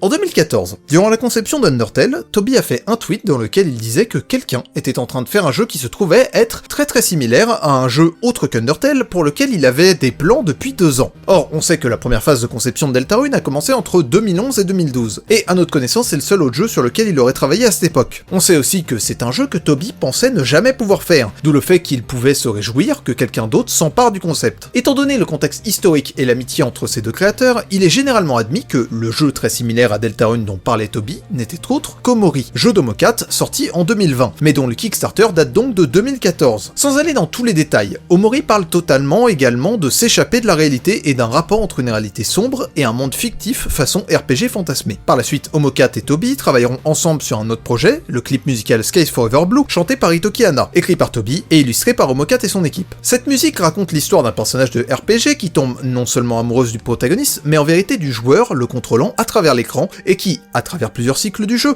va progressivement briser son script de façon à finalement parvenir à lui déclarer ses sentiments. On y retrouve beaucoup de thèmes très chers à Toby et au Mocap dans ce rapport entre réalité et fiction, bien que d'une façon moins critique ici. On le retrouve aussi jusque dans certains détails comme des fichiers de sauvegarde qui rappellent ceux de Deltarune et d'Undertale, avec notamment un fichier de jeu totalement fini illustré par une série de 9, l'idée de plusieurs runs et d'un cycle, évidemment la prise de conscience d'un personnage bloqué dans le jeu façon Flowey, et bien sûr le fait que tout cela se déroule dans un RPG qui semble des plus classiques. En de nombreux points, le RPG en question nous ramène à l'une des inspirations originales de Toby, à savoir Earthbound, puisque c'est de façon à peine cachée, basé sur la fin du jeu. Skies Forever Blue est une fanfic cachée d'Earthbound, vous m'avez bien entendu. À savoir qu'à la fin d'Earthbound, dans une séquence qui a inspiré la fin en monde ouvert d'Undertale, Ness et son amie Paula se raccompagnent chez eux en revisitant le monde entier qu'ils ont fini d'explorer. Et lorsqu'ils se quittent, Paula hésite à dire quelque chose à Ness, disant « There was something I wanted to tell you », similaire au « There is something I should say » de la fille de Skies Forever Blue, avant de dire qu'elle a simplement oublié, tournant tout ça en une blague classique à Earthbound.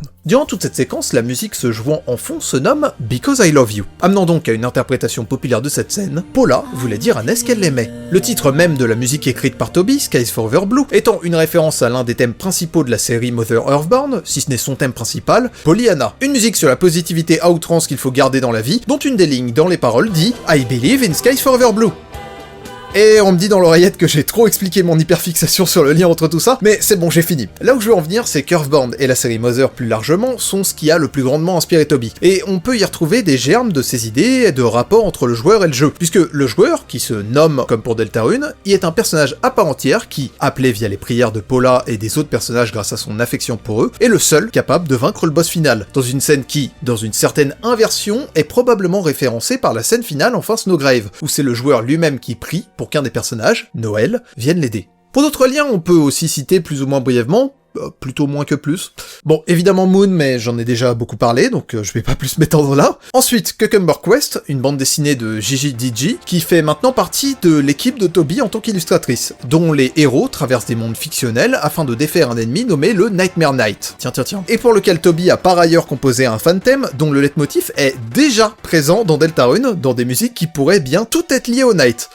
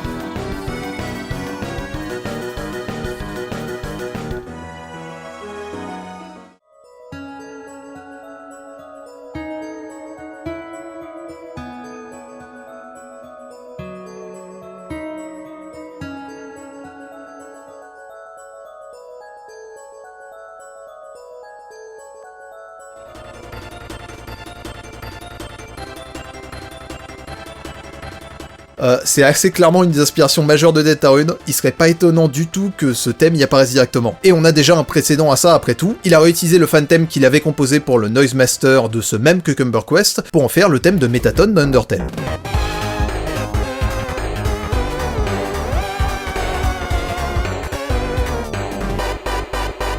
On a aussi Homestuck, et attention ça va être un gros morceau, pour lequel Toby a beaucoup composé, dont le joueur-lecteur pouvait décider de la trame narrative et dont Ussi, le créateur, est un personnage dans l'œuvre. Et puis, minuscule détail, Homestuck possède aussi le cas Penumbra Phantasm.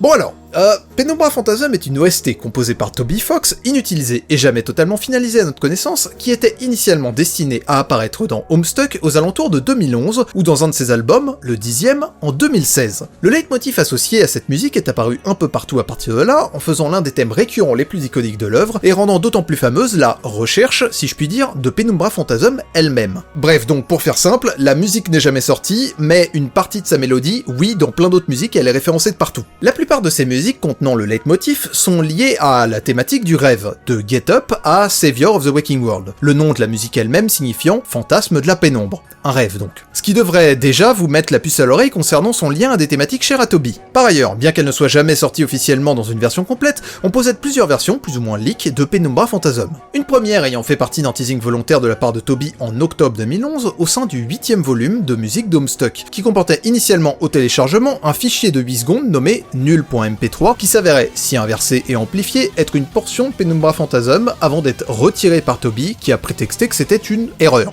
Gros menteur.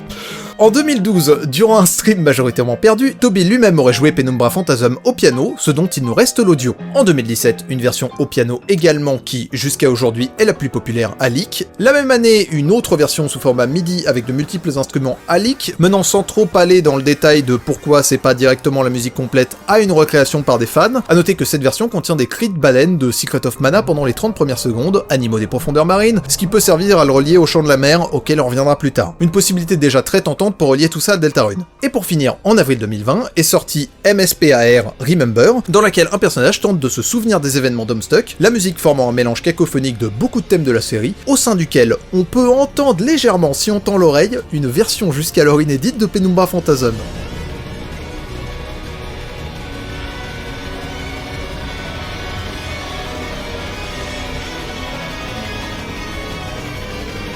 Ce genre de medley ayant été composé non pas par Toby, mais par un de ses amis, on considère généralement que c'est une version légitime de Penumbra Phantasm qui est placée là volontairement et secrètement, comme le teasing de nul.mp3. Voilà, vous avez toutes ces infos maintenant. En tout cas, ce lien entre Penumbra Phantasm et les thématiques de Toby se concrétise quand on prend en compte une phrase d'août 2011 qu'il a associée de façon fameuse à cette musique en répondant à une question sur son Tumblr. At Shadow's Edge, shatter the Twilight Reverie. Soit, à la frontière de l'ombre, briser la rêverie du crépuscule. Phrase souvent associée possiblement abusivement, mais au final peut-être pas, à Deltarune de par sa ressemblance avec le tout premier tweet de Toby peu avant, en juillet 2011, The Edge of Shadow, where reality and dream meet, la frontière de l'ombre, là où la réalité et les rêves se rencontrent. Citation qui mentionne donc également une frontière de l'ombre et les rêves, et qui, de par sa date de sortie de 2011, est globalement considérée comme décrivant le rêve qu'a eu Toby, lorsqu'il a initialement rêvé de Deltarune. À nouveau, le titre Penumbra Phantasm s'associe également à ça, la pénombre étant littéralement la frontière de l'ombre, là où elle rencontre la lumière, ce qui arrive notamment au crépuscule, et fantasme étant ici un synonyme de rêve. Toutes ces thématiques revenant donc à nouveau dans Deltarune à travers la légende qui parle de 3 héros apparaissant at World's Edge, aux frontières des mondes au pluriel, probablement le Light World et les Dark Worlds, et décrit globalement une ombre envahissant la lumière dans une sorte de synthèse. Et également dans Don't Forget, qui parle aussi de l'ombre prenant le pas sur la lumière, et de ce que l'on a connu jusque-là comme d'une fantaisie, similaire à un fantasme donc. Tout ça rend l'idée de lier Penumbra Phantasm à Deltarune attrayante,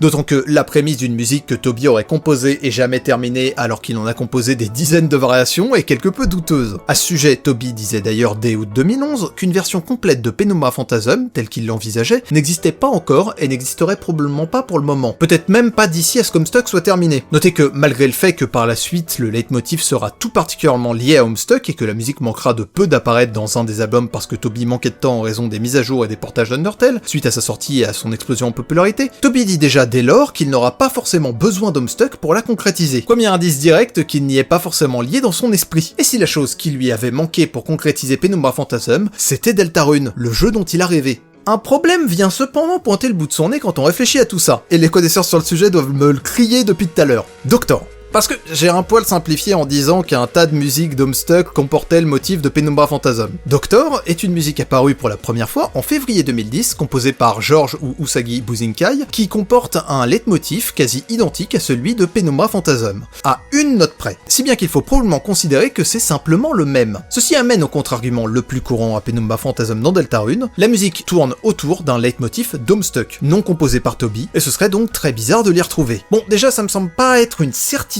que ça arrêterait Toby. Transférer des musiques d'un projet à un autre, il sait faire. Mais j'entends. Maintenant, les origines de Penumbra Phantasm me semblent dépeindre quelque chose de bien plus confus et difficile à détricoter. Si on en revient au Tumblr de Toby, il y a dit en 2011 toujours que Penumbra Phantasm avait été terminé une première fois en février 2010. Oui, ça veut dire que ça prédate le rêve de Deltarune. Mais bon, les thématiques de Deltarune étaient déjà très chères à Toby avant cela, il ne fait que les recombiner là-dedans. Ce qui place sa création dans la même période que celle de Doctor donc. Je n'irai probablement pas jusqu'à dire que le leitmotiv de Doctor est en vérité celui de Penumbra Penumbra Phantasm que Toby aurait confié à Buzinkai en coulisses pour composer Doctor, parce que rien ne vient vraiment prouver ça, mais il me semble tout à fait possible que le travail de Buzinkai ait inspiré Toby, probablement avant même que Doctor ne sorte officiellement, se le réappropriant en partie pour créer Penumbra Phantasm. Ce que j'essaie de justifier au fond, c'est un petit peu ce que Toby sous-entendait déjà quand il disait que la musique ne serait pas finalisée avant un moment, que bien que le leitmotiv soit largement présent dans Homestuck, Toby, lui, n'y voit pas un thème d'Homestuck, mais un de ses thèmes à lui, qu'il pourrait inclure dans n'importe laquelle des œuvres auxquelles il participe. En ce sens, et pour que ce soit parlant pour vous, ça donnerait à Penumbra Phantasm un statut similaire à celui qu'a Megalovania. Mais pour prouver ça, il faudrait que j'ai un exemple sous la main de Penumbra Phantasm présente dans une autre œuvre de Toby. Ce serait pas mal, hein?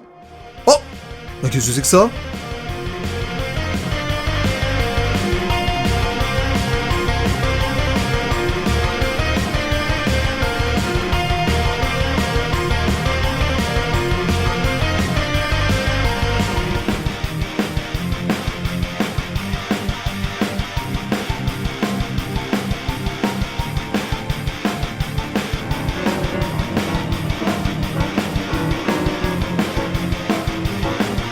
Donc oui, en fait, aussi fou que ça soit, Penumbra Phantasm est déjà dans Undertale.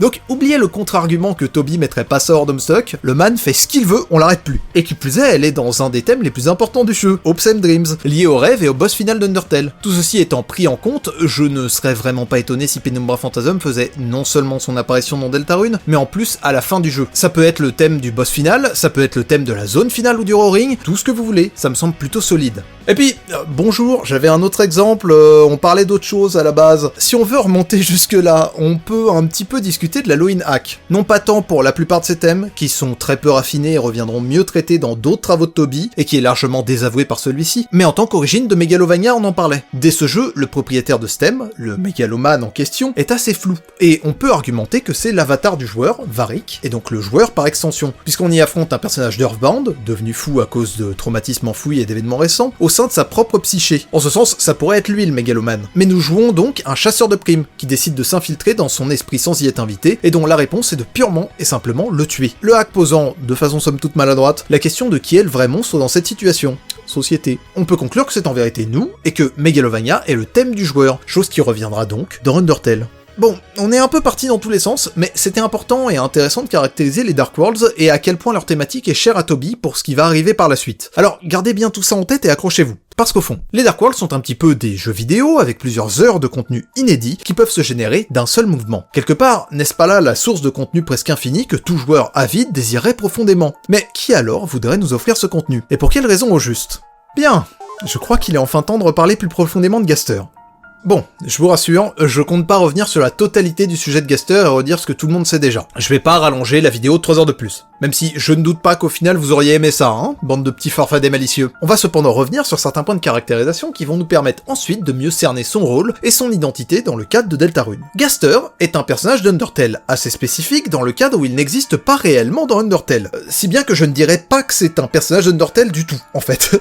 Évidemment, il a existé dans le lore du jeu. Il était le scientifique royal avant Alphys, a créé le corps, et certainement un squelette lié à la police d'écriture Wingdings, mais d'une façon ou d'une autre, il n'y existe plus. C'est un non-personnage. Il y a de nombreux événements et points possibles où un joueur peut, pour la première fois, entendre parler de Gaster ou d'un concept qui lui est adjacent. Et c'est le but. Chaque chose liée à Gaster n'est qu'une miette de contenu obscur, à la fois dur à trouver, dur à analyser, et dur à relier à toute miette que vous trouveriez si vous avez un peu de chance. C'est comme un hameçon fait spécifiquement pour nous, les joueurs. Une once de contenu supplémentaire à consommer qui ne mène jamais nulle part. Et pour cause, le plus probable est que Gaster n'ait simplement pas été créé pour Undertale initialement, et que ce qu'on trouve de lui n'est qu'une introduction à son personnage, destiné à être central dans Deltarune. Le peu qu'on peut alors en tirer est encore plus intriguant et donc attirant. À travers les événements de fun, il nous encourage à recommencer le jeu des dizaines et des dizaines de fois pour ressentir ne serait-ce qu'un peu de fun justement, un peu de nouveauté. Ceci atteint son point culminant sur les éléments qui lui sont le plus directement liés, les Gaster Followers, et encore au-delà de ça, le sprite du Mystery Man, le représentant probablement pour plein de raisons, et qui n'a qu'une chance sur 1000 d'apparaître. La seule alternative à ça, c'est de sombrer dans un état encore supérieur de complétionnisme, aller modifier manuellement la valeur de fun, et mettre un pied dans le data mining où Gaster est également présent. Un des messages qu'on peut y trouver décrivant littéralement les joueurs allant jusque-là comme vraiment endommagés par leur impatience. Que ce soit via le debug mode pour atteindre l'entrée 17 ou certains dialogues du Gunner Kid, la base de données des stats pour y voir des 6 de partout et comprendre son association au 666, faisant de lui une figure diabolique, on va y revenir, ou encore via les fichiers du jeu directement et le message décourageant non pas le data mining lui-même, Toby n'a pas trop de problème avec, au contraire même, mais contre le fait de spoiler d'autres joueurs avec ce qu'on y trouve et de gâcher leur expérience. Have some respect and don't spoil the game. Message qu'on associe à Gaster, de par le fait que les bips de sa voix dans l'entrée 17, les sons qu'il fait quand il parle, sont issus de ce même fichier. Gaster nous encourage à fouiller toujours plus le jeu pour tenter d'en savoir un peu plus sur lui. Ceci le dépeint comme un personnage qui nous est encore plus fascinant, parce que ça fait de lui le seul, ou presque, qui semble réellement capable de briser le 4ème mur, étant véritablement hors de la réalité d'Undertale, nous parlant de façon directe dans les fichiers, ou encore sur Twitter, lors des annonces de chapitres de Deltarune. On devient alors comme Flowey, qui ne pouvait plus être distrait que par un être aussi conscient que lui, un être aux possibilités infinies. En ce sens, on comprend pourquoi Gaster est associé au diable. Il est un être tentateur, l'objet de notre curiosité, comme pouvait le faire Sense au sein d'Undertale, mais qui, cette fois-ci, ne mène véritablement à rien. Enfin, jusqu'à ce que... Fin 2018, après un teasing de par l'ajout de Clamgunner dans la version Switch d'Undertale, parlant du fait que le moment où on rencontrera Suzy, toujours pas compris pourquoi c'était orthographié différemment, Ah, cette chère Suzanne, toujours aussi énigmatique. arrive à grands pas, qu'on peut interpréter comme étant déjà une communication de l'homme qui parle avec les mains. Le compte Twitter d'Undertale fut soudainement comme possédé par un personnage au nom censuré par 6 caractères, parlant en majuscules, que Toby nous décrivit au préalable sur son compte comme enveloppé dans un vent obscur au milieu du froid et souhaitant nous parler, Gaster.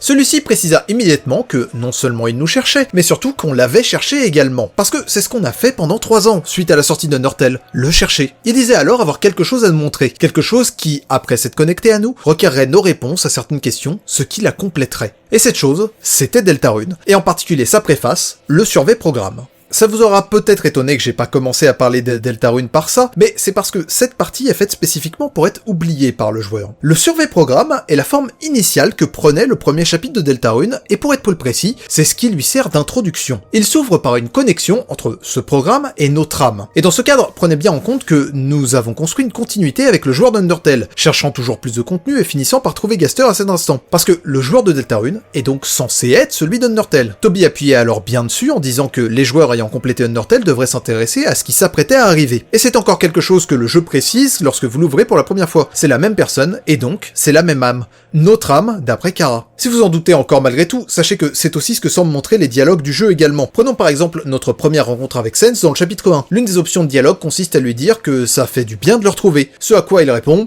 « Humain, je ne me souviens pas de toi ?» Si ça fait du bien de le retrouver, c'est parce que nous on le connaît déjà, parce qu'on est le joueur d'Undertale. À noter qu'il y est identique en tout point, jouant éternellement avec nous, jusque dans le fait qu'il nous tease lui aussi avec toujours plus de contenu, nous promettant de voir Papyrus, ce qui jusqu'à présent ne fait qu'être repoussé et n'arrive jamais. Et je pense que ça va continuer d'ailleurs. Pour revenir à notre réaction à lui, c'est pour la même raison qu'on parle d'Alphys à Undyne par exemple, alors qu'elles ne se connaissent pas dans cet univers, et qu'on n'a pas de raison de les associer plus que ça. Plus convaincant encore, l'exemple du jukebox dans le café de Mike Hasseltine dans chapitre 2. Sa description dit « Le jukebox est cassé, vous avez l'impression que vous n'en trouverez jamais un qui fonctionne. » Et ce alors que c'est littéralement le premier jukebox cassé qu'on voit. Dans Deltarune. On a déjà vu un jukebox cassé auparavant, dans Undertale, chez Grillbiz. Et c'est pas la seule référence à Undertale qu'il y a. Il y en a d'autres et il y en aura certainement encore plein par la suite, parce que Deltarune est fait pour les joueurs d'Undertale, métanarrativement. Un dernier exemple pour la route, un peu plus conceptuel, mais pas moins parlant pour autant. Pourquoi notre âme devient-elle jaune face à Spamton Neo? C'est pas de sa faute, puisque lui-même en est surpris, ce n'est pas de la faute d'Alphys comme dans Undertale, puisqu'elle est absolument pas présente ici, et c'est pas une référence à l'humain de la justice, puisqu'on n'en parle pas au sein de Deltarune, c'est quoi l'humain de la justice?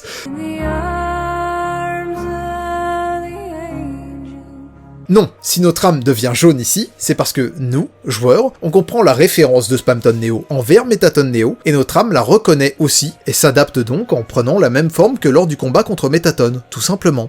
Bref, revenons donc dans le mystérieux programme dans lequel on a été attiré. On y retrouve un personnage parlant d'une façon très similaire à celui qu'on trouvait sur Twitter. Gaster, à nouveau, qui nous accueille et nous accompagne pour répondre à ces fameuses questions pour créer un personnage. C'est donc de ça, du survey programme, que Gaster parlait lorsqu'il disait que Deltarune ne serait prêt que si nous répondions aux questions qui y sont posées. Nous reviendrons à ce que ça implique, mais notez que dans ce cadre, le survey programme n'est pas n'importe quelle intro dans un nouveau jeu. C'est une pure création de Gaster, notée dans les fichiers comme étant en version 0.6.6. C'est quelque chose d'assez impressionnant si vous décidez de fouiller, mais la totalité de ce programme est structurée d'une façon bien différente que tout le reste du jeu. Il est à part de tout le reste, avec des fichiers entièrement en majuscules commençant souvent par device, c'est-à-dire appareil, cette section entière étant nommée device contact dans les fichiers, la création de personnages device gunner maker, et certains de nos choix device choice par exemple. Je peux aussi mentionner le lieu où on se trouve qui est nommé place contact. Cette syntaxe ne revient quasiment jamais ailleurs dans le jeu, si ce n'est pour certaines interfaces qui lui sont en quelque sorte extérieures. Par exemple, le menu avec les fichiers de sauvegarde, device menu et place menu, durant lequel la fenêtre est renommée contact à nouveau, et dont l'hôte avant la fin du chapitre 1, le narrateur en quelque sorte, est clairement Gaster vu son phrasé. Sérieusement, qui d'autre parlerait comme ça? Ou encore le dog check en cas d'erreur, device failure, et place dog, entre autres. Et au passage, notez qu'il y a un véritable parallèle entre Toby, créateur du jeu, et Gaster, créateur de ce qui en fait un jeu auquel on peut jouer, et on peut un petit peu affecter chaque action ou phrase à l'un comme à l'autre de façon ambivalente. Gaster semble être ce qui se rapproche le plus d'un insert de Toby, au-delà du chien, étant carrément capable de coder dans le jeu la présence de ce dernier. En d'autres termes, Gaster a littéralement codé un programme ou codé le jeu lui-même, et est donc un personnage qui représente un créateur de jeux vidéo. Ceci allant jusqu'au fait que Toby est nommé IRL, sa compagnie pour détenir les droits de ses œuvres,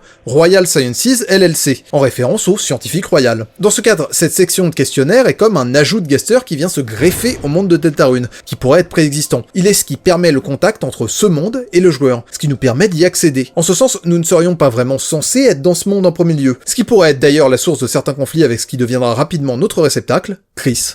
Mais alors, pourquoi fait-il cela? Quel intérêt aurait Gaster à nous attirer dans ce jeu? La réponse nous était probablement donnée par Sense, qu'on a déjà longuement associé à Gaster par le passé, et dont on a rappelé les nombreuses similarités. Gaster, je me souviens de ton fils Sense. En Run Genocide, durant son combat, il décrivait de façon nébuleuse des expériences et des observations qu'il avait faites avec au moins une autre personne sur ce qu'il appelait l'anomalie, c'est-à-dire nous, le joueur, consommant toutes les timelines jusqu'à ce qu'il ne reste rien. L'objectif de Sense était alors d'empêcher tant bien que mal cette inévitabilité d'arriver. Et donc, il semble logique, et on va continuer de le prouver dans ce qui va suivre jusqu'à ce que j'y revienne dans la partie où j'explorerai l'idée que ce ne soit pas ça, mais restons-en à l'Oblivion théorie de base pour le moment, que l'objectif de Gaster serait d'accomplir la même chose pour de bon. Parvenir à se débarrasser du joueur dévoreur de monde, nous maintenir théoriquement dans une boucle infinie de contenu, afin qu'on ne puisse jamais briser les limites à nouveau. Parce que quand je vous dis que Deltarune n'était pas prévu pour être joué, l'idée avançait plutôt que les Dark Worlds seraient précisément une allégorie de monde ludique et imaginaire, même pour les persos dans la diégèse, devrait vous questionner. Deltarune contient une partie jeu, alors ce monde ne devrait-il pas être fait pour être complété? Eh bien non, parce que ce que j'avance ici en vérité c'est que le personnage contrôlant Deltarune et manipulant son intrigue, celui qui est responsable des Dark Worlds et qui laisse planer la menace de la fin du monde sur nos têtes, n'est nul autre que Gaster lui-même. Le concept même de Dark World semble inhéremment lié à Gaster, extrêmement lié à l'ombre, au point que la création d'un Dark World pourrait même être la fameuse expérience décrite dans l'entrée 17, sombre, toujours plus sombre, et il y a plein d'autres détails allant dans ce sens. La texture utilisée dans les fontaines d'ombre est exactement la même texture que lors du contact en début de jeu, elle s'appelle d'ailleurs Image Depth, ce qui renvoie encore à l'idée de profondeur, et est, comme confirmé récemment, initialement une image d'océan, ce qui cette fois renvoie à ce que dit Onion-san et au chant venu de la mer. L'effet sonore joué lorsqu'on tombe dans un Dark World est une version accélérée d'une portion d'Another Hymn, le thème de Gaster dans Deltarune.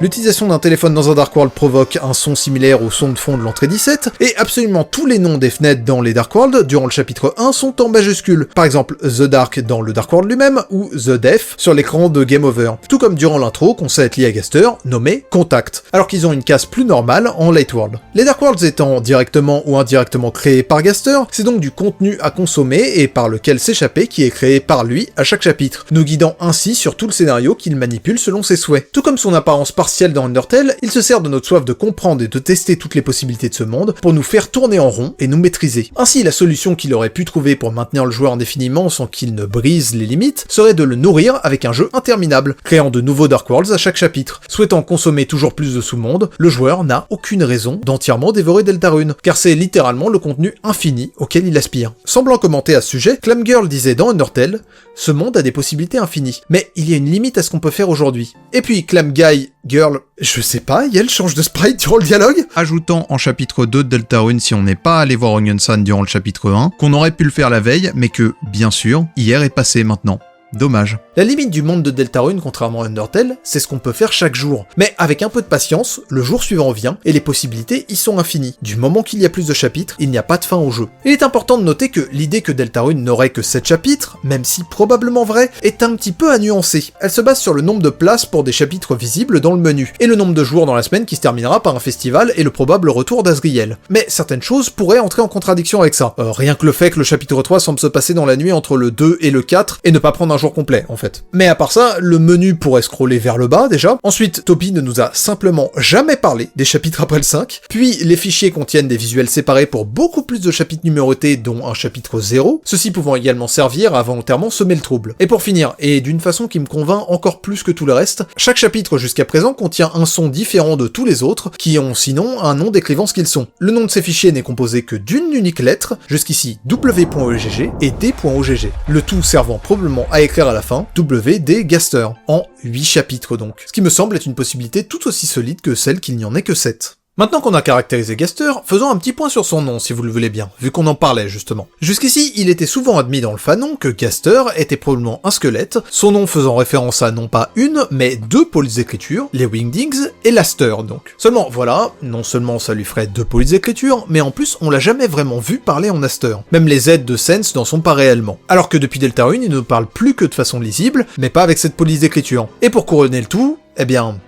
il s'appelle Gaster, pas Aster. Le fait qu'il parle en Aster par la suite est toujours une possibilité bien sûr, mais ça ne semble pas être l'origine du nom de Gaster. Et ça vaut le coup d'y pencher parce que quasiment tous les personnages principaux d'Undertale et de Deltarune ont des noms qui évoquent quelque chose. Soit ce sont des jeux de mots, soit ce sont des anagrammes, etc. Toriel est une blague sur le mot tutoriel. Asriel est une fusion entre Toriel et Asgore. Dreamer est possiblement un anagramme de Murderer. Alphys semble être un anagramme de Shaipal. Sense et Papio sont des noms de police d'écriture qui le représentent bien. Petit et Goofy est grandiloquent et Goofy aussi. Undyne est un nom faisant penser à Undie, ne pas mourir donc, en référence au fait qu'elle survit après la mort un petit temps grâce à sa détermination. Ralsei est un anagramme d'Asriel et une ref à plein d'autres choses. Beaucoup trop. Birdly est un piaf, même détermination si vous ne le saviez pas, est un jeu de mots pour signifier determination, référence au fait qu'elle nous permette de survivre au-delà de la mort. Et le but it refused du combat d'Asriel est un refus de mourir oui, mais aussi un jeu de mots sur le fait que l'âme refusionne, se réunifie, refuse. Pareillement, les monstres mineurs comme Frogit ou Magic sont généralement des jeux de mots, des mélanges de mots ou des blagues, et il est donc logique de penser que Gaster n'échappe pas à la règle. Et avec le contexte de tout ce qu'on a dit jusque-là, il est possible que le nom de Gaster soit un anagramme du mot Stager, ce qui signifie metteur en scène donc, faisant de lui le scénariste secret de Deltarune tirant les ficelles dans l'ombre. Par ailleurs, ça lui ferait un lien supplémentaire avec Garson, qui, de son côté, est le scénariste de livres dont l'intrigue ressemble étrangement à Undertale. Et peut-être que vous trouverez que ce lien sort de nulle part, mais observez donc ce dialogue d'Alvin auprès de la tombe de son père, un homme brave, brillant et intelligent. Chris, c'est dommage qu'il n'ait pas pu être ton professeur. Et il est difficile pour Madame Alphys d'être son remplacement. La description faite de Garson et la difficulté de le remplacer pour Alphys semble faire écho à la description de Gaster qui est faite par ce Gaster follower ici, le précédent, Dr Gaster. Sa brillance était irremplaçable. Je comprends pourquoi Asgore a attendu si longtemps pour nommer un nouveau scientifique royal. De plus, Garson est décrit comme un divertisseur, comme les donc Gaster, qui cherche à divertir le joueur avec ses Dark World. Il y a d'ailleurs à nouveau une similarité dans le fait que Garson rêvait les aventures qu'il couchait sur le papier, là où Toby, dont Gaster est possiblement un insert, a commencé par rêver Deltarune avant de le développer. C'est un petit peu comme si Garson avait pris la place de Gaster dans l'univers de Deltarune, un créateur brillant, mort avant les événements du jeu, et remplacé par Alphys. Je ne veux évidemment pas dire par là que Garson est littéralement Gaster, même si ce serait intéressant, je suppose, peut-être. Mais comme j'en ai aussi parlé la dernière fois, il y a un parallèle thématique entre ces deux personnages, sans que je sache exactement ce qu'il signifie pour l'instant. Bien, donc Gaster serait notre metteur en scène, et nous serions les marionnettes avec lesquelles il s'amuse. Si tel est le cas, nous devrions être limités dans nos actions, forcés à rester en place pour maintenir le scénario tel qu'il l'a écrit, n'est-ce pas? Eh bien, c'est parfait puisque notre absence de liberté est justement l'une des grandes différences thématiques entre Undertale et Deltarune, et par ailleurs le moyen de Toby Fox de jouer avec nous et de nous mener en bateau en nous faisant croire que nos choix ont une quelconque importance comme ils en avaient une dans Undertale, alors qu'il n'en est rien ici. Nous verrons plus tard une explication possible de ce manque de liberté, mais voyons d'abord ce que cela signifie concrètement. Et il y a deux possibilités. Soit, tout simplement, Gaster contrôle et impose sa narration, ce qui nous empêche de faire nos propres choix et de faire dériver celle-ci, soit notre manque de liberté est un mensonge visant à nous manipuler, et justement à ne pas nous rebeller. Dans tous les cas, Chris, à qui on impose cette narration, ainsi que la présence de l'âme du joueur en son sein, semble souffrir de ses chaînes. En témoigne son état après le combat contre Spamton Neo. Yell semble profondément choquée, voire traumatisée. Le combat de Spamton Neo, tout comme celui de Jevil, tourne autour de l'idée d'être libre. Jevil semble avoir compris que son monde n'est pas réel, et ainsi le fait que personne dans son Dark World n'est libre, tous n'étant que des PNJ, et Spamton, lui, veut s'emparer de l'âme du joueur pour devenir libre, pour devenir réel en quelque sorte donc. Une référence à Pinocchio est en fait ici. Chris semble avoir les mêmes conflits intérieurs. Gaster et ou le joueur l'ont privé de sa liberté, et Yell semble vouloir la récupérer. S'il s'avère que Chris n'est pas le Knight, qui bien que ce soit ce que Toby essaie probablement de nous faire croire, semble compromis du fait que le Dark World du chapitre 2 s'ouvre alors qu'on est avec lui, il est possible que le fait qu'elle ouvre un Dark World à la fin du chapitre 2 soit une tentative de reprendre le contrôle de sa vie et de la narration, en échappant au plan préparé par Gaster et le véritable Knight. Si on veut aller encore plus loin que ça, il est possible que Chris tente d'imposer son propre scénario en opposition à celui de Gaster, si on réfléchit bien à ses actions et qu'on leur assigne une certaine volonté. Yael mange la tarte qu'a fait Toriel la première nuit de façon à ce que Suzy reste en faire une nouvelle et dormir à la maison le lendemain. Yael a aussi pris le soin de rebrancher la télé pour repeupler le futur Dark World du chapitre 3. Et pour finir, Yael crève les pneus de la voiture pour faire peur à Toriel et qu'elle appelle la police et ouvre la porte juste avant de créer le Dark World de façon à prouver leur existence aux autorités. Chose à laquelle Yael échoue dans un des dialogues avec Undyne qui ne le accroit pas. C'est très précis comme plan, mais ça semble un peu tout expliquer. Et on y reviendra en fin de vidéo. On sait via les newsletters que le chapitre 3 sera bien différent des autres chapitres en tout cas, moins classique, qu'il aura des phases de gameplay un peu plus expérimentales et qu'il devrait avoir assez peu de scénarios, et peut-être que tout ça est justement justifié métanarrativement par le fait que ça ne soit pas un Dark World prévu par le scénario de Gaster, ni créé par le véritable Knight, mais donc par Chris. Dans un registre moins joyeux encore, la Weird Route est, comme la route génocide de Nortel, un moyen de, semble-t-il, commencer à casser le jeu. En faisant une série de manipulations improbables, on arrive à obliger le jeu à prendre une autre direction, torturant psychologiquement Noël, et faisant même intervenir le joueur lors du combat final. Tout ça dans le but d'échapper à la fin unique que le scénario de Deltarune semble nous promettre. Après tout, rappelez-vous, l'objectif de Gaster est de nous piéger dans un contenu infini en nous guidant dans son propre scénario. Il nous tease continuellement en nous promettant indirectement que, si on continue de jouer, on en saura plus sur lui. Mais il a tout intérêt à ce qu'on ne l'en rencontre jamais. Voir Gaster, l'affronter, ce serait symboliquement épuiser son contenu. Et si on épuise ce contenu et qu'il n'en reste plus, alors on finira par casser le jeu, tout comme on a cassé Undertale. Et donc, c'est par sa nature de non-personnage cherchant à échapper au joueur qui ne peut jamais capturer son essence, que Gaster est l'antagoniste parfait pour nous, celui qui nous empêche de briser les limites du jeu. Par ailleurs, notez que le numéro associé à Kara, c'est-à-dire au joueur complétionniste, et donc au complétionnisme lui-même, et au fait d'atteindre les limites du jeu, est le 9, quand le chiffre associé à Gaster est le 6, littéralement l'inverse donc, symbolisant le fait qu'il nous empêche littéralement de compléter le jeu. Mais le 6, comme on l'a vu plus tôt, ça fait aussi de Gaster une analogie du diable. Alors permettez-moi de faire un petit point religion, car la caractérisation du diable dans le contexte de Gaster est assez intéressante. D'abord, on en a déjà un petit peu parlé, le diable c'est le tentateur, celui qui attire par le biais de promesses souvent trompeuses, ce qui fait largement écho à la manière dont Gaster nous attire dans le monde de Deltarune, nous promettant non seulement de découvrir plus à son sujet, mais aussi plus de contenu lié à Undertale, ce qu'on attendait secrètement depuis des années, et ce qui est carrément matérialisé par le fait de revoir les personnages de Undertale dans le Light World. C'est dans ce cadre, même si c'est personnellement pas mon opinion, qu'il est possible que l'entièreté de Deltarune, et pas juste son intro et les Dark World, soit une création de Gaster.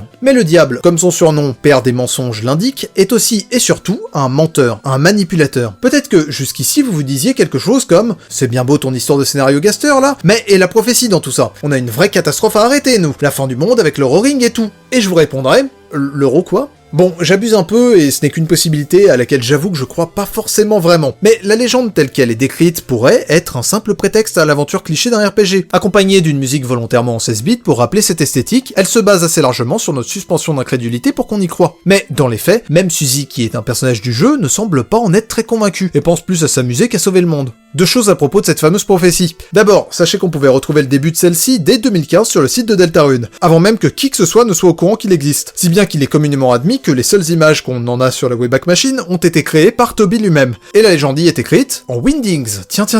Notre chère prophétie aurait donc été écrite par Gaster lui-même. A minima, ça voudrait dire qu'elle lui a été révélée avant quiconque d'autre. Mais l'idée qu'il l'ait inventée en quelque sorte concorderait avec le fait que Ralsei dit que la prophétie a été présagée par l'espace et le temps, intimement liée à Gaster, et qu'elle a été murmurée parmi les ombres, liée à lui également. Ensuite, je veux bien suspendre mon incrédulité, mais le fait que quelques fontaines d'ombres non scellées puissent provoquer la fin du monde me paraît un peu trop gros. Après tout, il suffirait au Knight d'en faire 2 en moins d'1 heure et le monde serait foutu. Il suffirait également de prendre un avion pour l'Italie et faire un Dark World dans un restaurant de pâtes, bien loin des 3 héros, que le monde serait foutu également. Humain, je me souviens de tes pâtes bolognaises, elles étaient délicieuses. Vous vous rendez compte que je dois expliquer mon métier à des gens des fois ? Pire encore, si on en croit ce qui est dit à la fin du chapitre 2, tous les Lightners seraient capables de créer un Dark World, ce qui paraît très étrange puisque si tel était le cas, d'abord les Dark World devraient être de notoriété publique, et ensuite la fin du monde aurait dû arriver depuis bien longtemps. Et pour finir, l'idée que le Dark World de Ralsei serait le seul Dark World devant exister en permanence, même si supporté par le fait que tous les Darkners puissent y vivre, est absurde. On sait que quelques jours ou semaines avant les événements du jeu, Noël et probablement Suzy sont allés dans ce local indépendamment l'une de l'autre. La seconde pour manger des craies, la première dans le cadre de la recherche de celle-ci. Ou même même, il est possible que Suzy n'y soit pas allée du tout et que ce soit Noël qui ait volé l'édit de Cray pour pouvoir accompagner Suzy hors de la classe, ce qu'elle propose à Alphys, et ce qui explique qu'elle en est à offrir en chapitre 2, une fois qu'elle apprend que Suzy aime ça. Le Dark World n'y existait donc pas. On peut aussi argumenter qu'on voit certainement ce Dark World se créer sous nos yeux quand on y rentre la première fois après tout. Bref, de là à dire que la prophétie n'est que pur mensonge inventé par Gaster et que le Roaring n'existe pas, peut-être, mais il est aussi possible que ça se base sur un phénomène réel, le Roaring peut réellement arriver, juste que personne ne compte réellement le provoquer, pour le moment du moins. La réalité semble être qu'il y a un mensonge, au moins partiel, inventé par Gaster et le Knight, du moins pour créer une toile de fond à l'histoire qu'ils veulent raconter, et que les Dark Worlds sont créés dans l'unique but de nous fournir du contenu, et de façon à ce que nous le laisselions. Mais par ailleurs, si vous voulez aller dans le sens inverse de la relativisation que je suis en train de faire et jouer les théoriciens du complot, dans le cadre où Gaster aurait l'habitude de nous mentir et de nous manipuler, il est possible que l'intégralité de son lore de scientifique royal décrit dans Undertale soit également un mensonge, visant à titiller notre curiosité. Après tout, il n'y a que lui via ses propres followers pour nous en parler, et tous les autres personnages semblent l'avoir oublié, à moins qu'il ne l'ait jamais connu parce qu'il n'a jamais existé. C'est pas forcément ce en quoi je crois, mais c'est envisageable. Une autre possibilité au sujet de la prophétie est qu'elle soit bien plus exhaustive qu'il n'y paraît, et soit en vérité l'entièreté du scénario par lequel Gaster veut nous guider. En témoigne le fait que Ralsei, la personne qui en sait le plus sur ce sujet, et un Darkner né non seulement pour nous servir, mais plus particulièrement pour accomplir la dite prophétie, semble par moments s'inquiéter du fait que les choses ne se passeraient pas comme prévu. Ou encore le fait que Lancer semble possiblement être au courant du rôle qu'il a à jouer dans la légende, et de ce que les héros doivent faire après l'avoir rencontré. À moins qu'il parle du fait qu'il y a littéralement un monstre leur semblant au début de la cinématique de la prophétie. Auquel cas il est au courant de ce à quoi la légende ressemble visuellement, aucune idée de ce que ça veut dire. Et une dernière chose qui a un non-sens, c'est que Gaster semble connaître à l'avance le nom de tous les Lightners principaux de l'histoire dès l'intro, nous le notifiant si on choisit leur nom comme le nôtre ou celui de notre avatar, parce qu'il sait déjà tout ce qui va arriver. Cette trame serait directement donnée par le Knight, puisqu'on sait que King la suit à la lettre et emprisonne les autres rois en suivant ses directives, comme si le rôle du Knight était de mettre en place ces mondes, pour nous, avant notre arrivée. Il y a cependant une bizarrerie dans cette légende qui devrait vous sauter aux yeux si vous y réfléchissez bien. Elle dit que les 3 héros scelleront les fontaines d'ombre et stopperont le Roaring. Or, jusqu'à preuve du contraire, seul l'un d'entre eux est nécessaire. Suzy et Ralsei ne servent à rien. Parfois il n'y en a même pas un seul des deux dans la pièce quand ça se passe, puisque c'est nous qui scellons les fontaines d'ombre avec notre âme. Et vous voyez ce que je viens de faire ? Chris non plus n'est pas nécessaire comme je viens de vous le dire. C'est nous, avec notre âme, qui faisons ça. Le texte appuie bien sur cela en ne disant pas l'âme de Chris, mais bien votre âme lors des scellements. Et dans le cadre de tout ce qu'on a dit, ça fait parfaitement sens. Les Dark Worlds ne sont pas faits pour les 3 héros de la pseudo-prophétie. Ils sont faits pour nous, joueurs. Mais si nous et notre âme avons un pouvoir si spécifique et unique, ne pourrait-il pas être nommé plus clairement dans le jeu ? Eh bien si, justement. C'est ce qu'on y appelle la lumière. Et celui qui possède ce pouvoir, on l'appelle l'ange. Allons-y point par point pendant que votre cerveau explose. Pour commencer, on sait que notre pouvoir est inhéremment lié à la lumière puisque cela nous est rappelé à chaque point de sauvegarde, là où ceux d'Undertale appuyaient sur notre détermination, qui ne nous semble pas unique dans le monde de Deltarune. Tous les points de sauvegarde tournent autour du concept d'un pouvoir brillant au plus profond de notre âme et nous baignant de lumière. Concept qui revient aussi dans la musique Don't Forget, avec il y a une lumière dans ton âme qui brille toujours dans le froid, dans le fait qu'on scelle les fontaines d'ombre dans un grand flash lumineux, que certaines attaques pendant le combat contre Queen consistent littéralement en le fait que l'âme de Chris rayonne sur les autres personnages, ce qu'on peut voir directement, ou encore possiblement dans le fait que Spamton veut se servir de notre âme pour atteindre le paradis. L'association entre la lumière et l'ange semble tomber sous le sens, comme l'indique Alvin en nous souhaitant une bonne continuation au chapitre 1, puisse le pouvoir de l'ange illuminer ton chemin. Notez l'occurrence de termes désignant la lumière et le pouvoir une nouvelle fois. La lumière semble bel et bien être le pouvoir de l'ange. Au fond, via son libre arbitre, le joueur était déjà représentatif de l'ange dans Undertale, libérant les âmes des monstres de l'Underground, mais décidant de la façon dont il arrive à ses fins. Soit en leur ouvrant la voie vers la surface, même si c'est Asriel qui les libère de façon directe et qu'il prétend à une forme de divinité, c'est grâce à nous, qui lui sommes supérieurs, indirectement que ça arrive. Soit en les décimant en masse et en détruisant leur monde. Dans Deltarune, le joueur est également décrit comme une figure divine, étant littéralement supérieur au monde, les Dark Worlds lui étant dédiés, ce qui est également visible au travers du fait que My Castle Town est nommé non pas d'après Chris, mais d'après le nom du joueur, donné lors du contact en intro. Ce qui à nouveau fait un lien entre Gaster, qui est le seul à avoir entendu ce nom en intro, et Ralsei, qui a dû l'entendre via la prophétie, et contient une esthétique angélique, contenant des ailes à multiples reprises, ainsi que la rune Delta elle-même, représentant l'ange. C'est d'autant plus important que chaque Dark World contient une sorte de château dont l'esthétique rappelle son propriétaire, et que celui-ci est donc à notre image, à l'image de l'ange. Ce monde est littéralement fait pour nous. Pour finir, avec notre lien au divin, la musique qui se joue lors de notre scellement des fontaines se nomme The Holy, tout en majuscule au passage, c'est-à-dire le saint, ou le sacré, nous décrivant assez directement. Deux interprétations sont possibles sur ce qu'est le paradis de l'ange dans ce contexte. L'interprétation de Wendy, et celle celle qui fonctionne le mieux avec le reste de cette théorie, et que ce n'est autre que l'habitat de l'ange, donc notre habitat à nous, le joueur, et donc la réalité véritable. Notez que notre point de vue sur Deltarune se fait littéralement du dessus, depuis au-dessus des nuages, le paradis, et que cet enchaînement de couches de réalité serait un dégradé, les couches les plus basses plongeant toujours plus loin dans la fiction, allant encore plus loin dans les ténèbres pour ce qui est des boss secrets, qui se trouvent jusqu'à présent tous dans les profondeurs, sous les châteaux des boss de chapitre, donc sous les fontaines d'ombre, et les plus hautes se rapprochant de la réalité. Ainsi, bannir le paradis de l'ange serait l'action des trois héros de nous bannir, nous, et le réel, de Deltarune, nous empêchant de consommer le monde et nous obligeant à quitter le jeu, voire même le désinstallant comme ce qui était prévu pour Undertale, ce qui réhabiliterait possiblement la prophétie, une prophétie dont nous serions finalement l'antagoniste. L'autre interprétation, pouvant faire plus de sens dans le cadre de cette ligne d'argumentation, serait que le paradis de l'ange consisterait en ce en quoi nous et nos apparitions risquons inévitablement de mener, notre probable capacité de créer des Dark Worlds nous menant à les multiplier pour obtenir toujours plus de contenu jusqu'à briser l'intégrité de ce monde et à causer le roaring. Quoi qu'il en soit, prenez bien en compte qu'on a donc à nouveau une opposition logique entre nous et Gaster. Là où lui représente le diable, les ténèbres, les mensonges et la création de divertissements via les Dark Worlds, qui, comme on l'a dit, sont liés au souterrain donc aux enfers, nous, joueurs, sommes l'ange lié à la lumière, ramenant la vérité en scellant ces mondes factices, venant de la réalité, c'est-à-dire le paradis. En extension à tout ça, Wandy Doodle souscrit à l'idée que, notamment en Weirdroot, et possiblement de par notre manque de libre arbitre, on cherche à trouver un émissaire nous permettant de reprendre le contrôle sur la narration et à accomplir nos desseins en tant qu'ange. Noël n'est alors pas littéralement l'ange, mais plutôt une sorte de figure christique, notre prophète en quelque sorte. Ce que j'ai énormément argumenté durant la dernière vidéo, de son prénom évoquant la naissance du Christ, à sa posture en croix lorsqu'elle est capturée par Queen, pour ne citer que ça. Notez cependant que je ne souscris pas forcément entièrement à cette idée, ou du moins que je suis ouvert à ce que, dans d'autres chapitres, au sein d'autres Weirdroot, l'on puisse faire d'autres personnages nous envoyer de cette manière. En tout cas, les plus observateurs d'entre vous remarqueront que c'est de nouveau un parallèle à Gaster.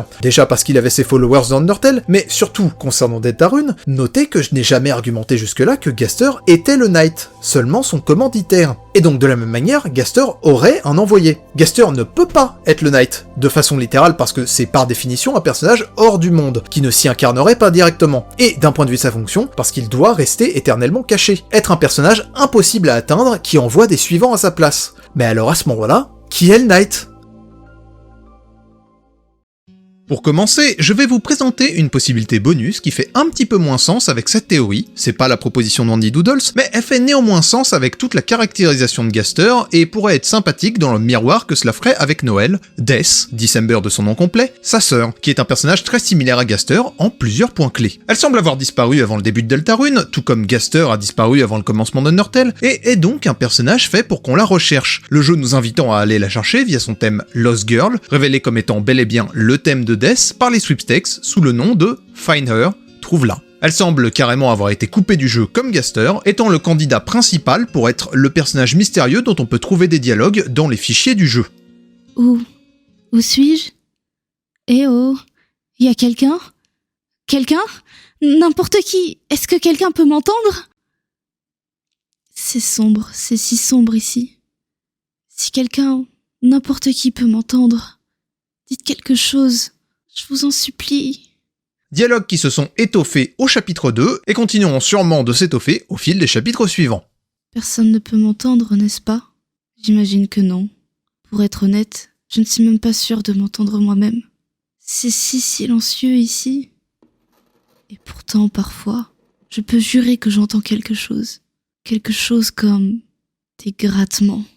Ce personnage semble donc être coincé dans les ténèbres, comme hors du jeu, brisant en quelque sorte le quatrième mur, je sais plus si je peux utiliser ce terme, en nous parlant au travers de dialogues inutilisés d'une façon très similaire à Gaster. Et Death étant le seul personnage disparu à notre connaissance, le lien est ici évident. Justement, de la même façon que le nom de Gaster semble avoir été banni de la réalité, que ce soit dans Undertale ou dans Deltarune, faisant cracher ou reset le jeu lorsqu'il est utilisé, et n'étant jamais cité de façon naturelle dans le jeu, le vrai nom de Death, December, ne semble lui non plus jamais être cité. Encore moins par des personnages. Ces seules occurrences se trouvent être dans la pièce où Noël repense à son enfance avec sa sœur, Chris et Asriel, et où elle épelle son nom via les plaques au sol sans même s'en rendre compte. Et lors de l'histoire de Birdly, où on peut voir le mot écrit lorsqu'il devait l'épeler à nouveau, ce qui n'en fait qu'une suite de lettres au fond, et pas vraiment le mot lui-même. Ainsi, il n'est pas prononcé par les personnages. Le nom est même carrément évité lorsqu'il aurait été naturel de l'utiliser, comme avec le calendrier dans la chambre que Queen a faite pour Noël, où le mois de décembre, que le calendrier contient en boucle, est désigné uniquement comme le 12e mois de l'année, comme si on censurait à tout prix le terme précis. Il y a techniquement une autre occurrence de December dans les sweepstakes, la page nommée ainsi étant une page buggée, nous invitant à essayer de taper l'adresse autrement, sous le nom de Death, pour trouver la vraie page. Ceci liant encore plus ce personnage à la thématique du glitch, étant le fondement de ce qui rend Noël intéressante thématiquement. Si Noël est autant obsédée par la recherche de secrets dans les jeux vidéo et donc ressemble à un joueur en quelque sorte, c'est parce que ce qu'elle cherche au fond, c'est une sorte de secret de jeu vidéo dans la réalité. Elle aimerait appliquer cette logique à la réalité pour retrouver sa sœur. Et vous voyez ici en quoi c'est intéressant thématiquement dans le rapport à la fiction qu'on peut avoir. Et en allant plus loin, il est aussi possible, vu son lien avec la guitare sur la page en question, qu'elle soit responsable de la musique sous la mer dont parle Onion-san. Une autre occurrence étrange de thématique liée à Death vient de son lien au baseball. On sait qu'elle en possédait une batte. Il se trouve que les balles de baseball sont bizarrement assez courantes dans les Dark World jusqu'à présent. On en voit 3 dans la chambre de Clover au château de cartes, Giga Queen en lance une dans son attaque finale, et surtout, comme visible depuis la chambre de Noël au manoir de Queen, la putain de lune de ce Dark World est carrément une balle de baseball. Rien que ça. Si on veut aller encore plus profond dans la sauce, si je puis me permettre, le Freedom Leitmotiv, tel qu'il est surnommé, c'est-à-dire le thème musical récurrent des boss secrets, se trouve également dans Lost Girl et dans Finder. Toujours avec les boss secrets, notez que la description de Spamton Neo cite le premier texte inutilisé dans les données d'Undertale, ce qui soit sert à établir le lien entre ces boss secrets et le personnage qu'on trouve ici dans les dialogues inutilisés, probablement Death, soit sert à nouveau à nous lier, nous, via la narration, aux joueurs d'Undertale. Et pour aller toujours plus loin, allez tant qu'on y est, la salle où se trouvent les 3 balles de baseball en chapitre 1 n'est pas n'importe quelle salle, c'est celle où se joue le thème April 2012, nommé ainsi probablement en référence à l'époque où il a été composé, et plus largement à la première phase de développement de Deltarune, et qui se trouve joué autour, puis carrément cité à la fin, le thème de Gaster. Mais éloignons-nous un peu des liens thématiques et du métanarratif pour parler de faits légèrement plus concrets. Parce qu'en termes de narration plus directe, disons, Death n'est pas en reste non plus. Il est en effet possible que sa disparition, en tant qu'événement dramatique et traumatique, ait eu un impact sur la psyché et sur la vie de nombre des personnages principaux. Noël, sa sœur, de façon évidente d'abord. Death était très proche de sa sœur et agissait comme une figure protectrice à son égard, n'hésitant pas à la défendre violemment face aux farces de Chris par exemple, genre en lui éclatant la gueule avec une batte de baseball. Et sa disparition, en plus d'avoir traumatisé Noël à tel point qu'elle n'est même plus capable d'épeler le mois de décembre, a plus que probablement énormément participé à son renfermement sur elle-même et à sa perte de confiance en elle. La mairesse ensuite, mère de Noël et de Death, ici on rentre plus dans la spéculation, mais on sait qu'elle est une mère globalement absente et semblant, si ce n'est être sévère, au moins être effrayante, à tel point que Noël n'ose même pas lui demander les clés de sa maison pour rentrer chez elle. En tout cas, elle semble boulimique du travail, si bien que personne n'ose la déranger dans son bureau et que, selon Alphys, elle est tellement efficace que la police n'est même plus nécessaire en ville. L'idée serait donc ici que le traumatisme de la disparition de Death l'aurait fait devenir une mairesse et une mère autoritaire, vouant sa vie à transformer Hometown en un lieu totalement sécurisé, au détriment de sa santé mentale et de celle de ses proches. Asgore ensuite, autrefois il était chef de la police, mais il n'est aujourd'hui plus en fonction et Undyne le remplace. L'idée serait qu'Asgore a été viré après l'incident de la disparition de Death, soit parce qu'il aurait échoué à résoudre le problème, soit parce qu'il aurait fait une bêtise ayant causé la situation, comme ne pas surveiller les 4 bambins par exemple. L'idée est intéressante parce qu'elle peut aboutir non seulement au divorce avec Toriel, puisque de la même manière que dans Undertale avec le meurtre des enfants tombés dans l'Underground, cet événement qui lui aussi est lié à la perte d'enfants aurait créé une trop grosse fracture dans leur couple, mais aussi à une grande tension entre Asgore et la mairesse, qui est possiblement la personne lui mettant la pression pour payer ses impôts, sans quoi elle n'hésitera pas à le virer de chez lui. Et que ce soit lié à une faute d'Asgore ou non, en tout cas, la disparition de Death semble avoir été un point de rupture entre les Dreamers et les Holiday. Autrefois, Chris, Asriel, Noël et Death passaient souvent du temps ensemble, effectuant notamment des explorations nocturnes. Et Chris passait également beaucoup de temps chez Noël. Or, ils ont cessé de se voir régulièrement à un certain moment durant leur enfance, sûrement après la disparition de Death donc,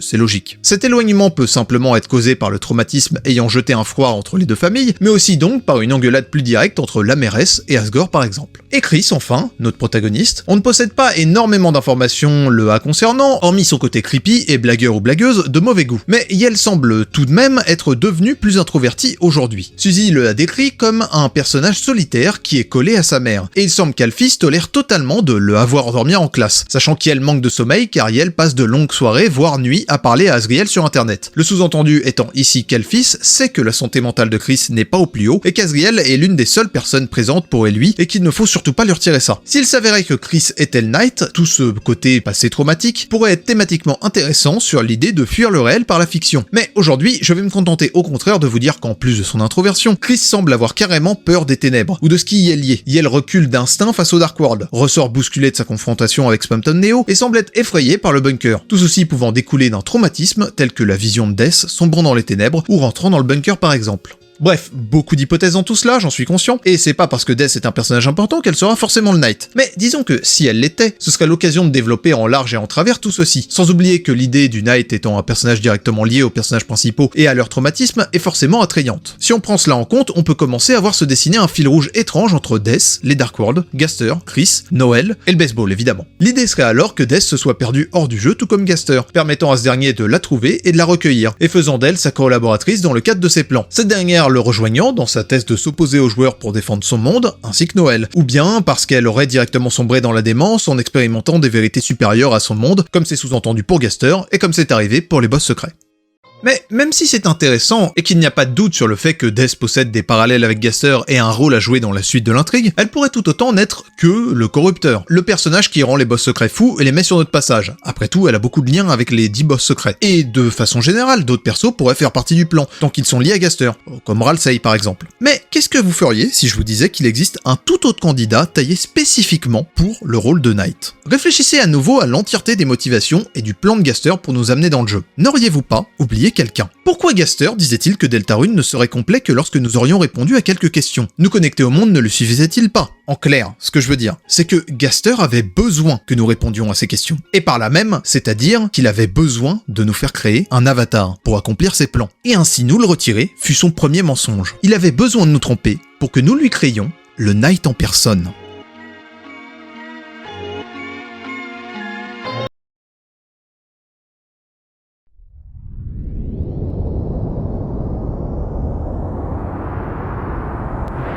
J'ai précisé plutôt que la réponse à nos questions et l'avatar que nous avions créé en début de jeu était sauvegardé sous le nom de Device Gunner Maker. Ceci signifiant que nous n'avons pas simplement créé un personnage pour qu'il soit mystérieusement jeté, le programme de Gaster l'a gardé en mémoire. Ce dernier l'a toujours, ouvrant la voie à ce qu'il revienne en tant que véritable personnage. Ça semble logique, c'est un fusil de Chekhov au fond. On ne met pas ça en intro pour que ça ne serve à rien. Souvenez-vous, Gaster est un manipulateur. Dans le cadre où il a inventé l'entièreté de la trame de l'histoire, ne serait-il pas logique que ce soit lui, camouflé, qui nous retire l'avatar en début de jeu, déclarant que nous n'avons pas le choix dans ce monde et nous envoyant dans Chris à la place. Le même Chris dont il connaissait déjà l'existence et celle de ses amis lorsqu'on choisissait nos noms pour rappel, disant que nous étions sur le point de rencontrer quelqu'un d'absolument merveilleux. Preuve qu'il a toujours eu l'intention de nous envoyer dans ce corps, et pas n'importe où d'autre dans le monde. Ce réceptacle que nous avons créé est ainsi nommé un Goner, un des termes utilisés depuis Undertale via Goner Kid et Clam Goner, pour désigner des personnages corrompus en lien avec Gaster, possiblement envoyés par lui, voire même, dans le cas du Goner qu'on vient ainsi lui livrer, le possible avatar qui lui servira à interagir avec le monde. Ce processus de création de notre avatar semble être référencé à plusieurs autres moments du jeu, de façon mineure lorsqu'on combat Bloxer en chapitre 1, en composant son corps en commençant par la tête, puis le corps, puis les jambes, mais de façon bien plus importante lors de la création de la Trash Machine, qui est aussi une de nos créations qui évoque la création du Goner, et qui se fait dans cet ordre également, tête, corps, jambes, ou roue ici, qui est immédiatement jeté, mais qui revient en boucle à chaque chapitre jusqu'à présent. Il en est également fait un parallèle lorsque Spamton fait sien le robot du sous-sol du manoir de Queen, la création d'un Lightner, qu'il surnomme son Workout Ready Body, une appellation que Toby a lui-même également déjà utilisée pour décrire notre avatar. Workout ready body.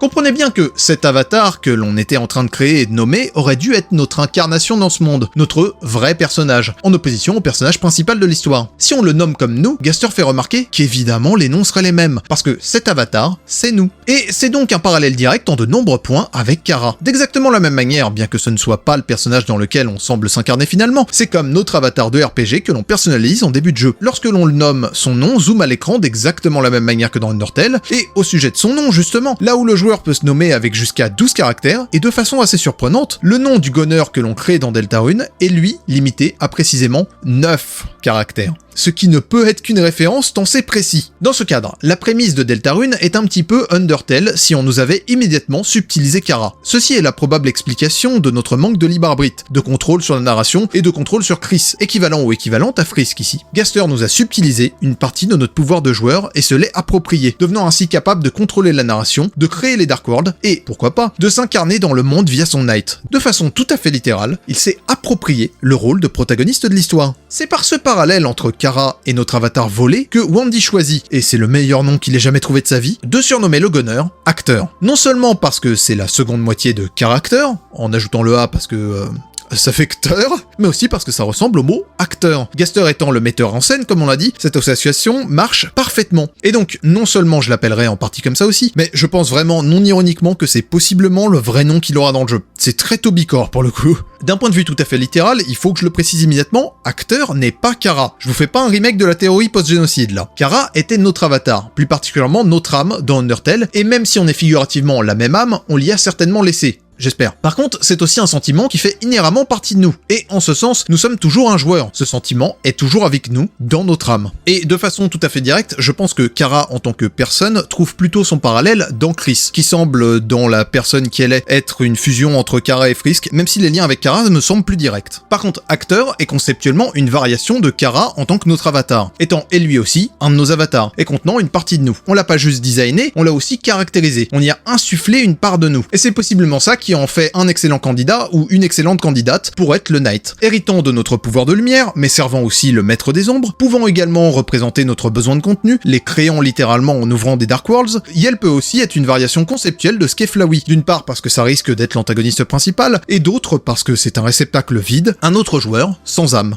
Étant notre réceptacle, acteur, le Knight donc, partage avec nous certains aspects divins, d'où le fait que Spamton parle de faire la communion avec lui, et le fait que King, qui nomme les fontaines d'ombre Sainte Fontaine, et Queen, qui lie sa main au ciel, le traite avec révérence. Et de façon intéressante, alors, je suis en train de faire genre, mais je viens vraiment de trouver ça au pif, Birdly, lorsqu'il se compare au Knight, juste avant le combat contre Giga Queen, dit, je cite, qu'il est notre chevalier à l'armure qui brille dans le noir, avec des termes très similaires aux paroles de Don't Forget, faisant un parallèle direct entre nous et le Knight. Dans les fichiers d'Undertale, on pouvait trouver quelques dialogues non utilisés d'un personnage semblant s'adresser à nous avec obéissance, associés aux termes démon A, démon B, démon C, démon D, et dans une certaine mise à jour, démon X. Ces textes sont le plus souvent attribués à Kara, via son surnom de démon qui vient quand on appelle son nom, mais le démon X n'étant apparu que très brièvement durant une seule version et disant en majuscule « il est », il peut être associé à un Gaster censuré, ceci caractérisant en tout cas notre avatar comme un serviteur ou une servante, ce qui vaut aussi pour acteur, et l'associant plutôt à quelque chose de démoniaque. Le nom démon dans le code ici étant une référence simultanée au concept de démon en informatique, c'est-à-dire des programmes s'exécutant en arrière-plan sans être contrôlés par l'utilisateur. Une description assez fidèle d'acteur, on en conviendra. Si on voulait aller encore plus loin, on pourrait voir en acteur une figure luciférienne, une création divine devenue démon, un ange déchu.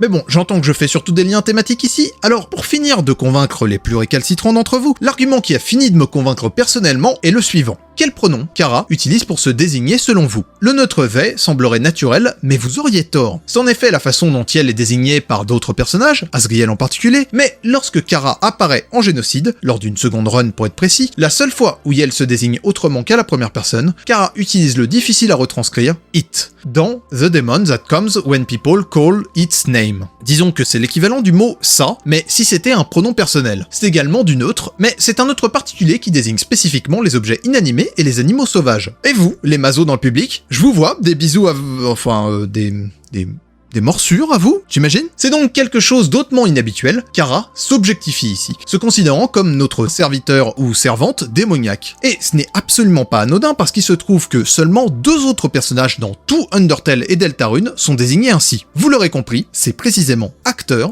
et le Knight, c'est-à-dire une seule et même personne dans l'idée. Le A premier ou première désigné ainsi à de nombreuses reprises par Gaster dans l'intro, et le A second ou seconde désigné ainsi de façon légèrement planquée par un peu tout le monde, mais de façon notable par Queen, les deux n'étant sinon jamais désignés par They du tout. Et tout ça parce que la nature du Knight, la nature d'acteur donc, est la même que celle de Kara. Ce devait être notre avatar, celui ou celle qui nous sert. Acteur, en tant qu'antagoniste soucieuse de ton bien-être, je me souviens de tes pronoms.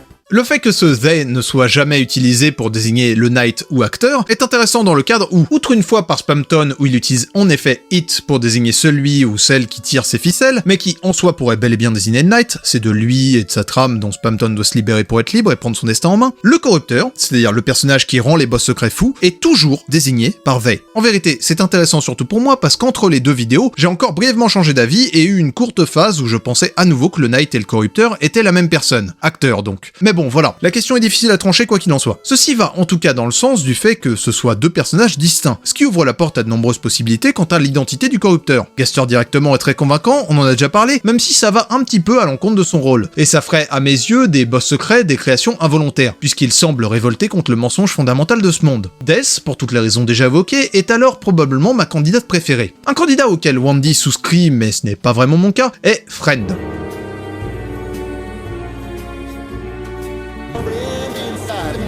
Le personnage ayant des yeux similaires à Spamton, qu'on voit sourire dans l'ombre au sous-sol du manoir de Queen, et possiblement dans la TV en fin de chapitre 2, et apparaissant sur une des pages des sweepstakes, dont le sprite se nomme Image Friend, en majuscule donc, faisant de lui une entité intrinsèquement liée à Gaster, au nom semblable au fichier du survey programme, bien qu'il ne s'y trouve pas. Et reste ensuite la possibilité, déjà évoquée la dernière fois, de Garson.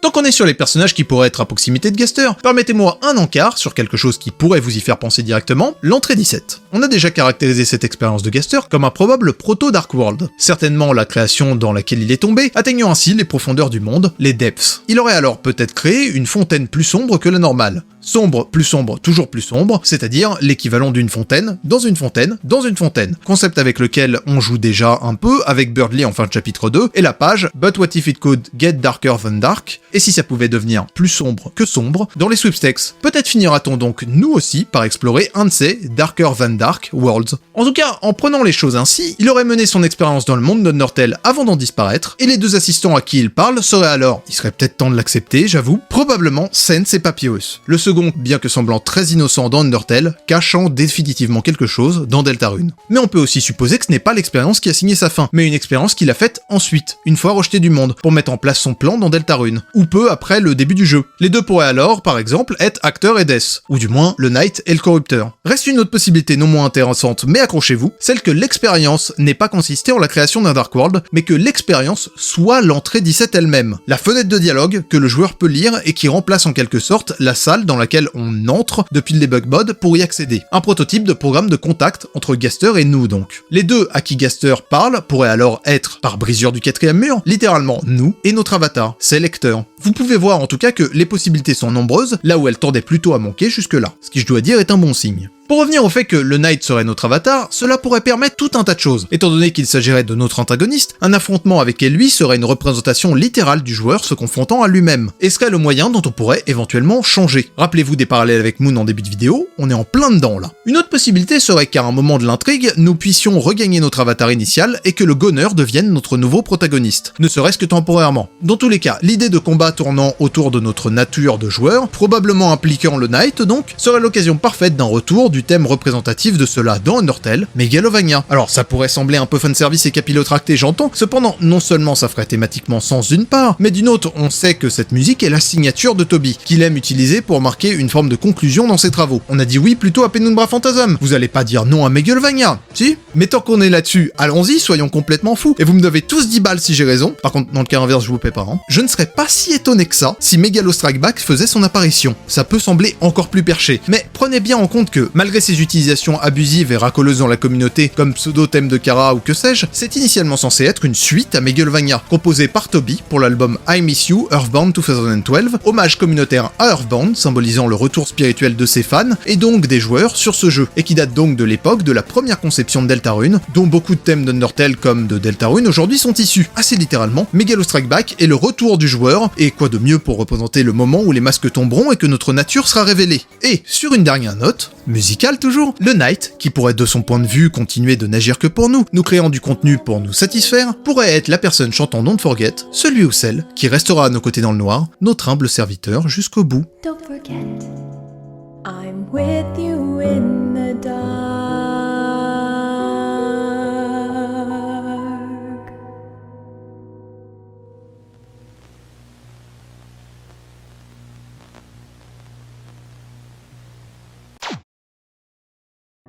Voilà qui conclut ma retranscription et mon adaptation de l'Oblivion Fiori. Vous avez à présent tous les éléments et la vidéo devait initialement s'arrêter là. Conclusion, outro, basta. Cependant, du fait qu'elle m'a pris beaucoup de temps à faire et qu'on va pas se mentir que j'ai été bien trop perfectionniste sur ce projet, tentant de rassembler absolument tous les exemples que j'ai pu, si bien que j'ai encore peur d'avoir oublié ne serait-ce qu'une petite chose, et même sans ça j'ai simplifié des choses et je pourrais encore vous en parler pendant des heures, eh bien nous voilà plus de 6 mois après l'écriture initiale de script, et bien qu'il ait eu de nombreuses réécritures et que je l'ai étoffé d'un bon tiers supplémentaire avec le temps, sans compter ce qui vient, pas mal de choses ont changé. Lorsque j'ai lu l'Oblivion Fiori pour la première fois, ça a été une révolution assez majeure de ma pensée. Non seulement de Deltarune, mais aussi d'Undertale, vous l'aurez compris. Ça l'a été pour beaucoup de monde dans la commu, et j'espère à travers cette vidéo que ça le sera pour vous aussi. Assez immédiatement, moi comme beaucoup d'autres, avons basé notre modèle théorique et d'analyse de DR sur cette théorie, et avons pu la tester au fil des mois. Et c'est de ça que je veux parler maintenant. L'Oblivion Fiori, tel que formulé par Wendy Doodles, donne beaucoup de réponses à certaines grandes questions sur l'identité du Knight, sur les motivations et le rôle de Gaster, etc. Ce qui en fait une très bonne base. Mais, même si je chipote parce qu'elle est quasi parfaite à mes yeux, elle a d'après moi des petites lacunes par endroits, quelques angles morts et un certain manque d'application directe dans la prédiction de ses conséquences dans les faits. D'un autre côté, le temps que m'a pris cette vidéo fait que les chapitres 3 et 4 approchent maintenant à grands pas. Ils donneront de nombreuses réponses à des questionnements qu'on a depuis toujours et doubleront littéralement le nombre d'arguments sur lesquels on devra se baser par la suite. Et honnêtement, je pense qu'on peut en profiter pour s'amuser un peu. Tenter de prédire ce qui risque de s'y passer en se basant sur tout ce qu'on a appris ici, et si on se plante tant pis, c'est ça qui est drôle aussi. Profitons de nos derniers moments d'ignorance. Pour toutes ces raisons, je vous propose maintenant que l'on tente d'aller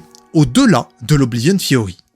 Commençons par y aller chronologiquement. Qu'est-ce que je pense qui va se passer dans la suite de Deltarune ? Vous l'aurez compris, et bien qu'on va revenir à lui et que je ne pense pas que ce soit un mauvais candidat ou une mauvaise candidate, je ne pense pas que Chris soit le Knight. Et comme je l'ai dit plus tôt, ça fait du Dark World du chapitre 3 un cas très particulier. On sait que les fontaines d'ombre sont nées de la détermination de celui qui les crée, et en ce sens, je pense qu'il est pertinent d'explorer la possibilité que le Dark World ainsi formé est calqué sur la volonté de son créateur. Détermination, volonté, vous faites le rapprochement. Et c'est pour ça que je pense que Toby dit que celui-ci sera spécial et plus expérimental. Je sais pas exactement ce que ça va changer dans les faits, mais la volonté de Chris n'est pas celle du Knight, contrairement à ce dernier, et elle ne veut pas forcément nous offrir du contenu divertissant par exemple. Je vais pas avancer non plus que ce chapitre sera volontairement pas amusant, il reste comme les autres basé sur une forme de divertissement, la télévision, et les nombreux teasings qu'on a eu, dans les sweepstakes notamment, nous montrant qu'on va explorer différents genres de programmes TV et de films, semble indiquer Oh non, tout mais pas ça.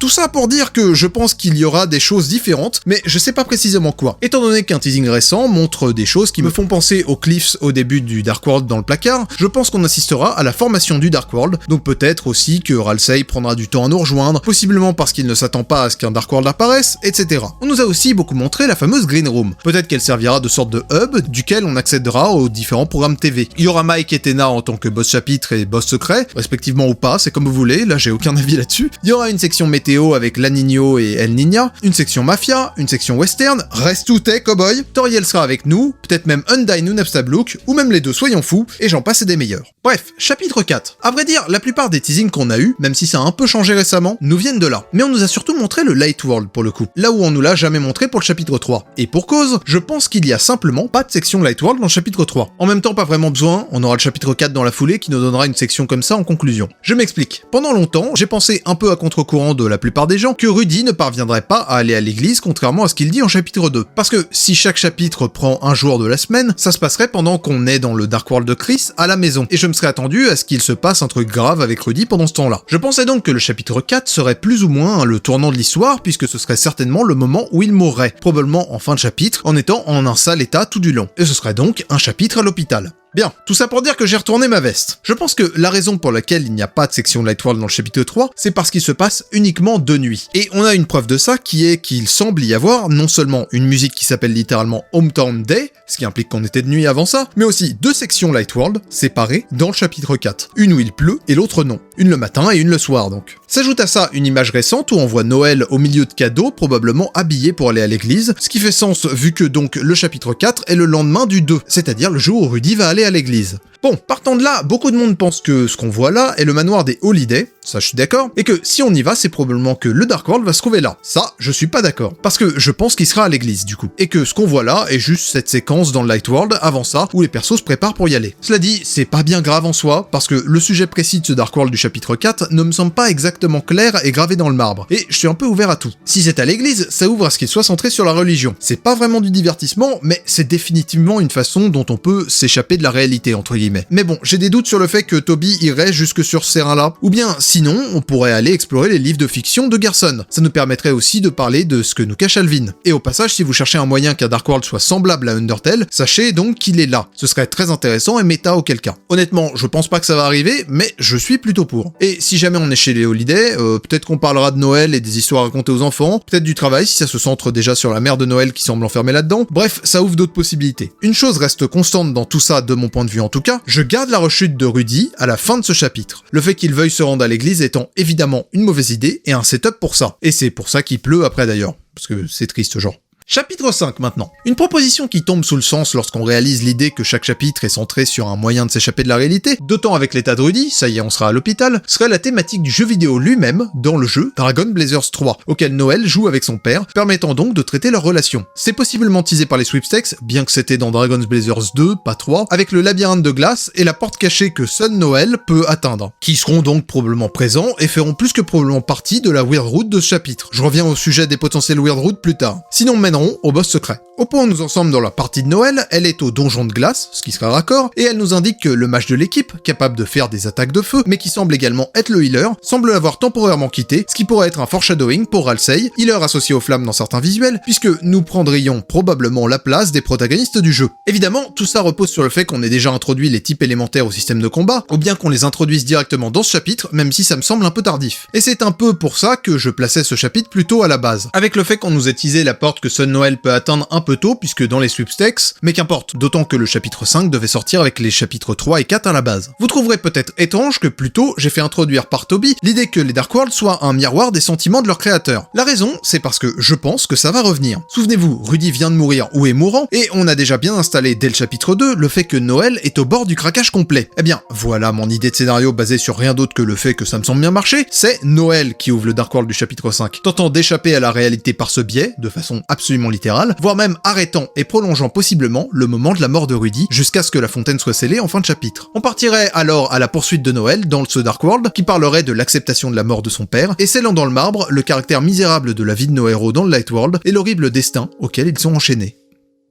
C'est à partir de là que ça devient vraiment flou pour moi, parce qu'on n'a plus grand chose sur quoi se baser. Bon, il y a cette histoire qu'on sait même pas combien de chapitres il y aura en tout en vérité, mais même en partant de l'idée qu'il y en aura juste 7, j'avoue que je suis même pas sûr de combien de Dark World il resterait, ni d'où tout ça nous mènerait dans la semaine, donc je vais vous laisser les éléments avec lesquels je pense qu'on compose, et vous laisser faire votre tambouille. On va revenir au climax du jeu juste après, de toute façon c'est promis. Bon, pour les lieux restants, pour des Dark World, tout ce qui est le plus normal déjà. Moi, je vois surtout deux candidats, la mairie et le fleuriste, parce que ces deux lieux sont associés à un personnage qui va nous falloir explorer à un moment ou à un autre, et qu'on n'en a pas forcément encore eu l'occasion. La mère de Noël et Asgore respectivement. Sachant que ces deux persos sont liés par le fait qu'Asgore a reçu une lettre qui le menace d'éviction, qui vient probablement de la première, et qui nous apprend que son prénom commence par C. Donc on peut aussi éventuellement faire d'une pierre deux coups. J'ai déjà mis un pied dans la porte dans le fait de réfléchir sous l'angle des persos à explorer, regardons maintenant du côté de ceux qui pourraient rejoindre notre équipe temporairement. On a déjà eu Noël, et je m'attends à ce que ce soit aussi le cas de nos autres camarades de classe nommés, sauf Temi parce que c'est un insert. Ce qui nous laisse Cathy, qui a de gros liens avec Chris et avec Noël,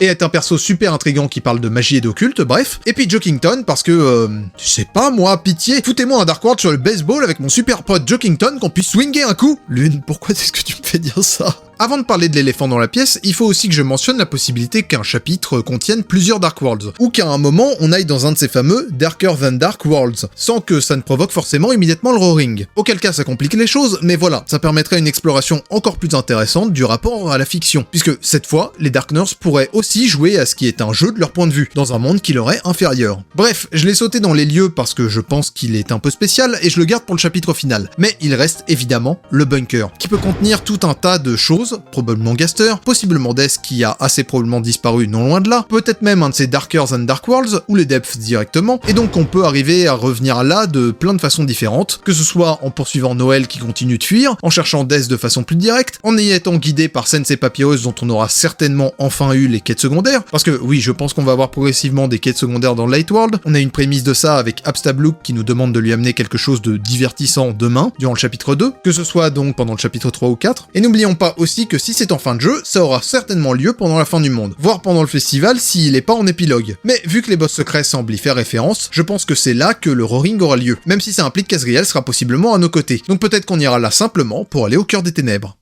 Bref, comme vous pouvez le voir, c'est un joyeux bazar, et j'ai aucun doute sur le fait que j'ai dû dire beaucoup de conneries, et que je me marrais bien en regardant ces prédictions dans genre 6 mois. Mais bon, à nouveau, c'est ça qui est drôle.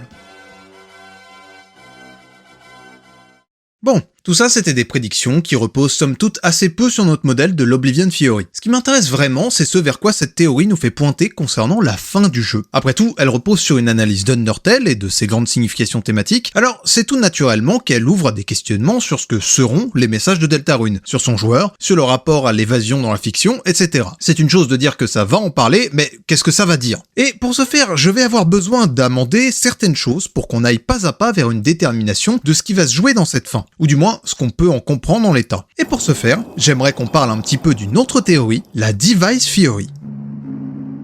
La Device Theory est une théorie créée par Molly Stars et développée simultanément et sans aucun contact à l'Oblivion Theory, ce qui va particulièrement m'intéresser dans le cadre où elle part de constats extrêmement proches, d'une même méthodologie d'analyse d'UT puis de DR métanarrativement, et est un petit peu une sorte de théorie sœur à l'Oblivion. Mais au-delà de ça, comme dit en intro, c'est une série de 10 heures, dont la troisième vidéo, qui forme la théorie en elle-même, fait 6h30. Donc vous vous doutez que c'est bien plus que le peu dont je vais pouvoir parler, et je vous encourage à voir ça si vous en avez le courage. La raison pour laquelle cette vidéo parle de l'Oblivion Theory et pas de la Device Theory, ou plus logiquement des deux au même niveau, c'est tout simplement que la seconde est sortie pendant que je faisais cette vidéo, donc un petit peu trop tard, et que je m'accorde un peu plus avec la première. Enfin bref, c'est comme ça. Le cœur de la Device Theory est l'idée que Deltarune est formée d'une mise en abîme d'une série de mondes imbriqués les uns dans les autres. La réalité dans laquelle se trouve votre PC et son système d'exploitation, dans lequel se trouve le Survey Programme créé par Gaster, c'est-à-dire assez littéralement Deltarune.exe, dans lequel se trouve le Light World et les Lightners, dans lesquels se trouvent les Dark Worlds et les Darkners, dans lesquels on verra peut-être des Dark Worlds dans des Dark Worlds, le tout jusqu'à qui sait où. Grâce au programme de Gaster, nous pouvons nous connecter via notre âme, ou plus particulièrement via notre suspension d'incrédulité et notre capacité à ressentir des choses envers des mondes qui ne sont que fictionnels pour nous, à ces réalités inférieures, et nous avons un certain rapport à chacune d'entre elles. De la même manière, chaque niveau de réalité a un certain rapport avec les niveaux de réalité qui lui sont inférieurs. Pour les Darkners, les Dark Worlds sont la réalité. Pour les Lightners, le Light World est la réalité, et les Dark Worlds sont de la fiction. Pour Gaster, tout ce que je viens de mentionner n'est que fiction, etc. Mais la suspension d'incrédulité fait progressivement oublier au personnage que le fictionnel n'est pas réel, et de fil en aiguille, nous finissons, comme les Lightners, par nous prendre à la légende racontée par les Darkners et à nous attacher à eux, en oubliant que la réalité, c'est la vie insipide du Light World, et en oubliant que ce n'est pas la réalité du tout. Initialement, nous avons été envoyés là de force depuis le Survey Programme. Mais ça non plus, c'est pas la réalité est hors de notre écran, tout ça n'est que le jeu Deltarune. Et partant du fait que tout ça, c'est la base de la Device Theory, vous devriez comprendre en quoi ça amène à des conclusions extrêmement similaires à l'Oblivion Theory. Entre un joueur empathique qui croit en la réalité du monde fictionnel dans lequel on le plonge, et un joueur complétionniste qui a un tel attachement qu'il devient malsain, il n'y a qu'un pas, et d'ailleurs ces deux visions se complètent. À plusieurs moments plus tôt dans la vidéo, j'ai invoqué, du moins entre les lignes, cette idée que notre suspension d'incrédulité est ce qui permet cet attachement malsain en premier lieu. Et pourtant, ces deux théories ne se rejoignent jamais vraiment. Et c'est ça qui va m'intéresser ici. C'est évidemment pas totalement étranger au fait qu'un joueur empathique et un joueur attaché, c'est très proche, mais c'est quand même pas exactement la même chose. Et de fil en aiguille, cette différenciation va mener à certaines divergences, comme le fait que Molly Stars est une analyse moins poussée du joueur et ne le reconnaisse jamais vraiment comme l'ange. Mais à vrai dire, le point de divergence qui va m'intéresser le plus arrive encore plus tôt, lorsque Molly analyse Undertale. Elle fait un choix qu'à première vue, honnêtement, on pourrait ne voir que comme une erreur. Molly décide d'ignorer les dialogues de Sense en génocide, arguant que rien ne prouve qu'ils sont liés à Gaster.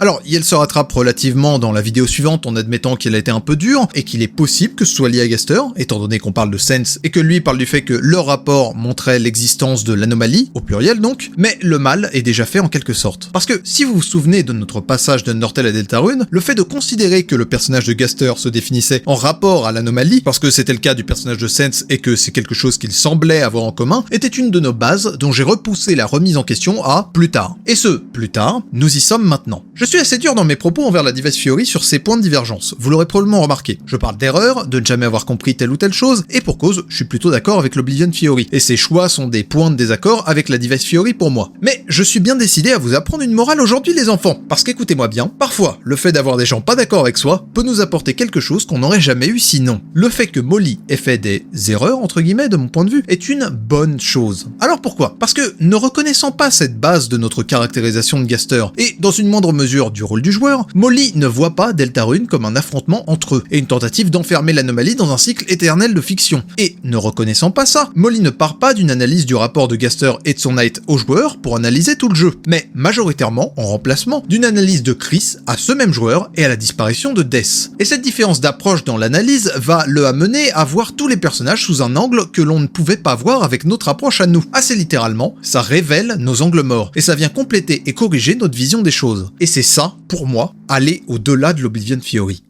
Commençons par Gaster, si vous le voulez bien. D'après l'Oblivion Theory, Gaster veut nous piéger à travers un flux continu de contenu, scellant l'anomalie dans le monde de Deltarune en quelque sorte. Pour ce faire, il n'hésite pas à mentir, à mettre en scène tout ce qui nous arrive, et ceci va jusqu'au point que Wendy semble penser que l'Horroring lui-même pourrait ne pas être réel, ce qui me semble un peu gros et infondé en l'état. Donc, du moins, ni Gaster ni son Knight ne veulent réellement que l'Horroring arrive. Ceci fait cependant que Gaster est un promoteur de la légende. Bien sûr, il n'y croit pas, mais il veut que nous y croyions, que nous nous en tenions à son script et que nous n'ayons en vérité aucun choix dans ce monde. En ce sens, le jeu n'aura qu'une seule fin. C'est ce que Gaster veut, à moins qu'il veuille qu'il n'y ait carrément pas de fin, mais voilà. Tout ça c'est bien beau, mais c'est un peu un non-sens. Parce qu'à plusieurs reprises, Gaster nous encourage un peu à faire exactement l'inverse, tenter de briser la prophétie. L'exemple le plus énigmatique et qui a le plus d'implications, c'est lorsqu'il a annoncé le jeu sur Twitter, juste avant de nous donner le lien pour télécharger son programme, alors qu'il se réjouissait grandement que la connexion puisse enfin être établie entre nous, il disait « J'ai hâte de créer un nouveau futur avec vous ». L'idée qu'il veuille établir un nouveau futur avec nous implique que le monde est déjà sur le chemin d'un futur indésirable. Et lorsqu'on arrive dans le jeu, c'est probablement le cas. Si nous sommes l'ange, la prophétie promet notre bannissement et semble enchaîner tous les personnages qui ont conscience de son existence. Les boss secrets et Chris tout particulièrement. En d'autres termes, ce que nous promet Gaster ici, c'est qu'ensemble, nous chercherons à contourner la prophétie et à trouver une seconde fin au jeu. Expliquant pourquoi Toby jette un flou sur l'idée qu'il n'y en aura qu'une. Et on voit ça illustré dans un dialogue assez spécial dans le menu de sélection de fichiers courant chapitre 1. Où copier une même sauvegarde sur chacun des 3 emplacements l'amène à dire « Les préparations sont terminées », parmi des tas d'autres messages pour chaque action, comme si on avait fait là l'action précise qu'il attendait de nous. Ce qui est un encouragement tacite à tenter toutes les possibilités sur 3 fichiers différents, trouver du contenu caché, des routes alternatives, tout essayer, etc. Il encourage un comportement de joueur complétionniste donc. Alors, vous pourriez me dire que tout ça n'est qu'un autre de ces mensonges, un stratagème de plus pour nous encourager à jouer, et...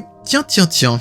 Vous venez de mettre le doigt sur le point le plus paradoxal de toute l'Oblivion Theory. Pourquoi Gaster voudrait-il nous encourager à jouer? Vouloir jouer et consommer les mondes n'est pas une chose qu'il devrait avoir besoin d'encourager, pas vrai? C'est ce que le joueur, en tant que concept, fait. Tout le temps. C'est bien pour ça qu'on pose problème. Quand on fait un game over et qu'on choisit d'abandonner, pourquoi Gaster tire sur la corde sensible en sous-entendant que notre abandon du monde mène à l'absorption de celui-ci par les ténèbres, chose que supposément il ne veut pas et donc ne provoquerait pas évidemment, nous encourageant à revenir jouer. Le problème qu'il a supposément avec nous, c'est précisément que nous n'arrêtons jamais de jouer et de consommer les mondes. Il devrait être content que nous abandonnions enfin, non? Alors peut-être qu'il défend aussi les autres jeux contre vous en vous gardant dans Deltarune, me direz-vous. Mais déjà c'est pas super efficace, perso j'ai eu le temps de jouer à des dizaines de jeux entre la sortie des chapitres.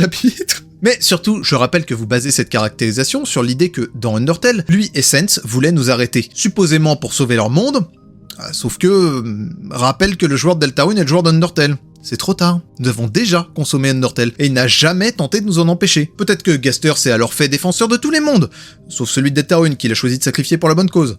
Mais peut-être aussi qu'il a pas pu sauver son monde qui de toute façon n'était plus le sien d'ici à ce qu'on arrive, vu qu'il en avait été évincé, et qu'il n'a plus aucune raison de défendre quoi que ce soit. Et on en revient tout naturellement au dialogue de Sense. J'ai dit que l'ignorer serait une erreur, mais je suis en train de nier la conclusion qu'Wandy en a fait. Alors, qu'est-ce que je veux à la fin? Juste dire que c'est pas la bonne conclusion. Je suis d'accord avec le fait que Gaster est celui qui a créé la légende, ou à minima qu'il a répondu, je suis d'accord qu'il nous fait suivre un scénario, je suis d'accord qu'il est le commanditaire du Knight, je suis d'accord qu'il ment. Par contre, je crois qu'il y a un problème dans ses motivations. motivations. À mes yeux, Sense a bel et bien découvert l'anomalie avec Gaster, et donc Gaster a, dans ses motivations, un rapport au joueur. Mais pourquoi aurait-il le même que Sense? Comme l'a si bien dit Enzoul dans une vidéo que je vais vous conseiller dans 2 minutes, Toby ne va pas écrire 2 fois le même personnage. Gaster n'agira pas comme a agi Sense, tout simplement parce que Sense existe déjà. Bien sûr, il y a déjà une différence dans la méthode, mais il devrait aussi y avoir une différence dans les motivations. Déjà savoir que le joueur ne sera jamais satisfait, même pas par une bonne fin, n'est pas un trait de caractère. Et il y a un argument qui scelle les différences entre Gaster et Sense dans ces dialogues, mais ses implications sont plus larges et je vais le garder pour un peu plus loin. Sachez juste que je me retiens, PTDR. À la place de tout ça, j'emprunte la caractérisation que fait Molly de Gaster, à savoir une sorte de savant fou, ce qui est toujours quelque chose avec lequel on a joué à vrai dire. Je n'ai que très peu réévoqué ma trilogie Gaster de l'époque d'Undertale aujourd'hui, globalement parce que si elle n'est pas à proprement parler debunk par les chapitres actuels de Deltarune, il me semble évident depuis un bon moment que Deltarune ne va pas dans cette direction et qu'elle va l'être. Cela étant, si la faiblesse de ce modèle, bien que c'était tout à fait pertinent pour l'époque et que ça en fait une curiosité intéressante aujourd'hui, était qu'il tentait de résoudre Gaster uniquement avec les éléments qu'on savait volontairement incomplets d'Undertale, sa force c'est que si sa conclusion générale n'est pas la bonne, des bribes de ses conclusions partielles peuvent refaire surface, si on coupe cette partie qui tentait de conclure juste avec UT justement. En particulier, je crois que tout le travail de caractérisation de Gaster qu'on avait fait, et qui me semble être un angle qui, en bonne partie, reste jusqu'à ce jour absolument inexploré par le reste du monde. La plupart des gens me semblent analyser Gaster comme une fonction du scénario plus que comme un personnage, qui va avoir une personnalité donc, reste un très bon point. Gaster, en tant que scientifique ayant sombré dans la folie, souriant dans la tristesse et la douleur, un glitch dans la matrice, corrupteur tentant de se reconnecter au monde, dans un mélange d'horreur existentielle et de gags tellement random qu'ils en deviennent dérangeants, c'est plus pertinent que jamais. D'autant si on considère que la relativement récente lettre de Saint-Valentin secrète a été écrite par lui. Je vais pas m'y pencher plus que ça ici parce qu'il est tout aussi possible à mes yeux que ce soit pas lui ou que ce soit un personnage qui lui est lié. Enzoul a une vidéo sur le sujet avec laquelle il est plus vraiment d'accord si vous voulez, mais malgré tout elle vous donnera de bonnes bases. Reste que c'est exactement ça, un personnage excentrique, grandiloquent et surtout enveloppé de mystère, autant au-delà du monde qu'il est au-delà du compréhensible. Et tout à fait logiquement, ce Gaster-là ne veut pas arrêter l'anomalie, il veut l'observer, faire des expériences dessus, voir l'étendue de son pouvoir. Et on le voit déjà observer nos faits et gestes dans les menus de sélection de fichiers de sauvegarde, utilisant un vocabulaire très scientifique et expérimental, et semblant comme prendre des notes sur nous, disant « très intéressant lorsqu'on menace de supprimer un fichier sans le faire 10 fois de suite », ou « quel comportement fascinant lorsqu'on copie un fichier sur un autre alors que chacun de nos fichiers sont identiques ». On est littéralement un rat de laboratoire pour lui. Et quoi de mieux pour ça que de créer le scénario le plus hostile qui soit pour le joueur d'Undertale, un monde où il n'a aucun choix, où il devra rester sur des rails jusqu'à une unique mauvaise fin qu'il redoute déjà. Gaster l'encourageant tout du long à créer un nouveau futur, ne stoppant pas l'expérience lorsqu'il parvient à sortir des clous en Snowgrave, parce que c'est précisément ce qu'il veut voir. Il veut voir le joueur parvenir à atteindre une seconde fin qui n'existe pas, le voir déchaîner son pouvoir pour faire quelque chose d'impossible. C'est là-dessus que Gaster ment, il est celui qui a créé cette situation en premier lieu, parce que tout ceci n'est qu'une expérience pour lui, et je vais revenir bien assez vite à pourquoi cette motivation dit quelque chose sur le rapport entre le joueur et le jeu, et s'inscrit dans la métanarration chère à Toby. Mais venons-en maintenant au second point que je veux amender, Chris. Dans l'Oblivion Fiori, Chris est un sacré angle mort en fait. L'Oblivion Fiori ne parle pas tellement de Chris, mis à part pour dire que son quotidien comme celui des autres Lightner est morose, et pour dire qu'elle nous est hostile simplement parce que nous ne devrions pas être là. C'est la base sur laquelle tout le monde est d'accord ça, on va dire. Alors, je sais bien que Wandy lui-même s'en rend compte et qu'il a par la suite ajouté une théorie supplémentaire à son Oblivion Fiori sur les motivations de Chris, l'idée qu'on a un peu mentionné que Chris chercherait à briser le scénario de Gaster et donc à empêcher la prophétie. Ce qui m'amène immédiatement au problème que j'ai avec ça, cette théorie marche simplement pas. On est d'accord que si d'un côté tu me dis que Chris veut rejeter le joueur, mais que dans le même temps tu me dis que la prophétie se concrétisera quand les héros, dont Chris, banniront le joueur, si tu avances que Chris tente d'empêcher la prophétie d'arriver, y a un sacré problème, non ? Alors, en étant le plus charitable possible, Wandy pense pas forcément que le Roaring est réel, et donc considère peut-être que l'entièreté de la prophétie est un mensonge et n'arrivera pas, mais peut-être que Chris y croit quand même et tente de l'arrêter, ou qu'elle tente d'arrêter le vrai plan de Gaster éventuellement. En tout cas, c'est pas très clair tout ça, et j'ai pas l'impression que ce soit extrêmement clair du point de vue de Wandy non plus. Son modèle me semble multiple, assez incomplet, et changé selon la conversation dans laquelle on se trouve. Partons alors dans l'hypothèse inverse, qui me semble étonnamment bien se tenir. Chris tenterait de provoquer la légende. Alors, j'ai énormément de choses choses à dire sur le sujet, parce qu'à vrai dire, plus je l'ai creusé pour cette partie, plus j'ai réalisé à quel point il est complexe et se base sur une constellation de petits arguments qui vont un peu dans tous les sens, tant et si bien qu'il est difficile de créer une hypothèse à laquelle il n'existerait pas de contre-argument évident. Malheureusement, c'est pas dans les annexes d'une vidéo sur un tout autre sujet que je vais pouvoir pleinement traiter ça. Alors, je vous renvoie vers la dernière vidéo d'Enzul sur Deltarune qui parle de tout ça de façon bien plus complète que je ne vais le faire ici, et de mon côté, je vais toucher plus ou moins au même point de façon plus succincte. Je ne devrais probablement pas avoir à argumenter pour le fait que Chris soit opposé au joueur et à son contrôle. C'est communément admis, et j'en ai déjà plus ou moins parlé dans ma première vidéo sur le chapitre 2. Le joueur étant l'ange auquel les trois héros s'opposent et banniront probablement en fin de jeu, la prophétie est donc le moyen dont Chris devrait pouvoir s'affranchir de nous. Et donc l'idée qu'elle la soutienne coule de source partant de là. Dans ce cadre, on peut noter un potentiel contact, voire un pacte entre Chris et Gaster à travers ce qui aurait pu se passer au bunker. On sait que le bunker est lié à Gaster via le fait qu'on y entende les sons de l'entrée 17, très ralenti. On sait également que Chris a probablement déjà vu l'intérieur du bunker et en garde un souvenir effrayant au vu de ce qu'en disent ses camarades. On connaît aussi l'attrait de Chris pour la magie et l'occulte, qui elle a étudié avec Cathy, ce qui est également appuyé par sa recherche internet « Comment invoquer des démons » que nous montre Pop-Up pendant son combat.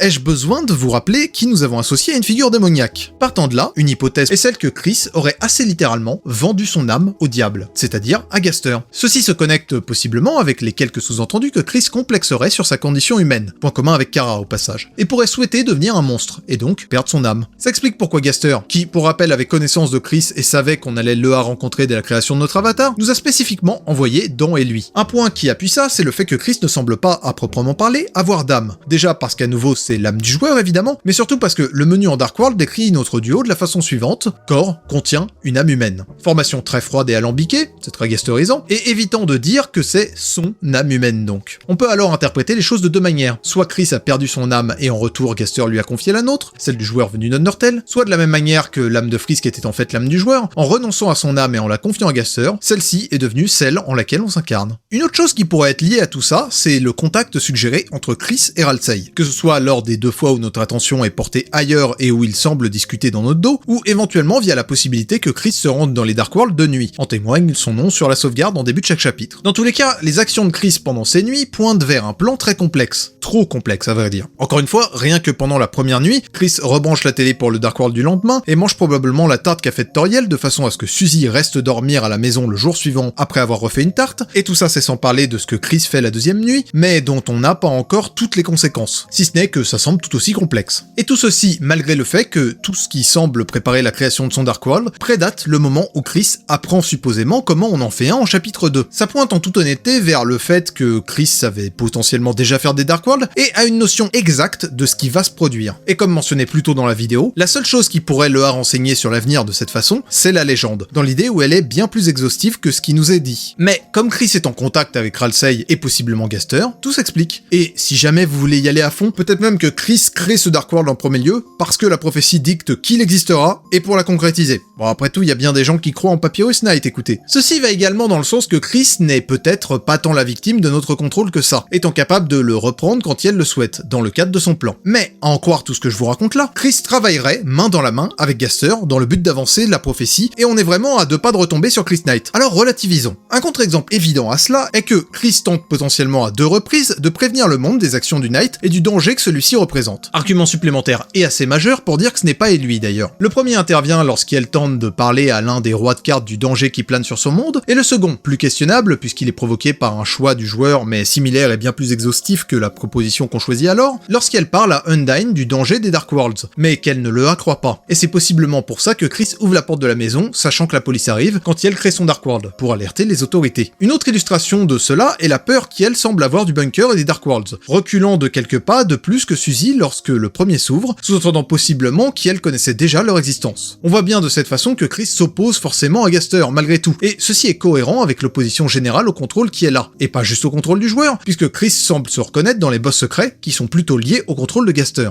Au fond, Chris ne fait qu'assister à un conflit entre 2 êtres d'une réalité supérieure, nous et Gaster, qui exercent un contrôle dangereux, non seulement sur son monde, mais sur lui directement, notre parasitage, et, si elle a donné son âme à Gaster, les répercussions de cette action. On peut ainsi voir Chris comme faisant partie d'une sorte de troisième camp, possiblement avec Ralsei, à la fois dans une sorte d'opposition aux deux autres, mais cherchant aussi probablement à profiter d'eux, de Gaster via leur pacte et sa connaissance de la prophétie, et du joueur qui elle laisse largement faire, dans le cadre où c'est une entité capable de dépasser les limites du jeu. L'impression qu'on a que Chris et Gaster travaillent main dans la main contre nous est en fait tout le setup du grand conflit qui se dessine dans Deltarune. Chaque personnage a ainsi l'impression que les camps qui s'opposent à lui travaillent ensemble contre lui. Gaster nous associe nous et Chris puisque nous sommes dans le même corps, Chris nous associe nous et Gaster puisque nous exerçons du contrôle sur lui, et nous voyons donc Gaster et Chris contre nous puisqu'ils essaient de réaliser la prophétie. C'est juste de la bonne écriture au fond. Mais alors, pourquoi aurait-il besoin du pouvoir d'outrepasser les limites de son univers qu'on peut apporter? L'une des raisons avancées par la Device Theory, et plus ou moins la seule qu'on ait en l'état, est l'idée que Chris souhaite retrouver Death. Après tout, si on se met à sa place, ça fait sens. Elle était l'amie d'enfance de Chris, et sa présence constitue les souvenirs d'une époque joyeuse. Sa disparition a sûrement été l'élément déclencheur de plusieurs fractures dans sa vie, le divorce de ses parents, son éloignement de Noël, ses traumatismes liés à l'obscurité et au bunker, on en a déjà parlé. Parce que oui, si Death a bel et bien disparu hors du jeu et que Chris est terrifié à cause d'une expérience liée au bunker, peut-être que c'est tout simplement parce que Chris a assisté à la disparition de Death ayant eu lieu dans le bunker. Ainsi, Yel s'en voudrait de ne pas avoir pu la sauver et d'avoir causé tous les problèmes découlant de ces événements. Yel chercherait alors absolument à trouver le moyen pour tout réparer, allant jusqu'à vendre son âme au diable et à se faire posséder par l'ange pour arriver à ses fins. En poussant le vice encore plus loin, on pourrait ajouter l'hypothèse que la disparition de Death ait été causée par Gaster en premier lieu, dans le but justement de mener Chris à bout de façon à l'inclure dans son plan de manipulation du joueur. Ce qui s'avérerait encore plus diabolique dans le cas où le Knight serait plutôt Death, ou du moins si elle a le rôle d'un de ses sous-fifres. Ceci rendrait le contrôle abusif de Gaster sur les Lightners absolument évident.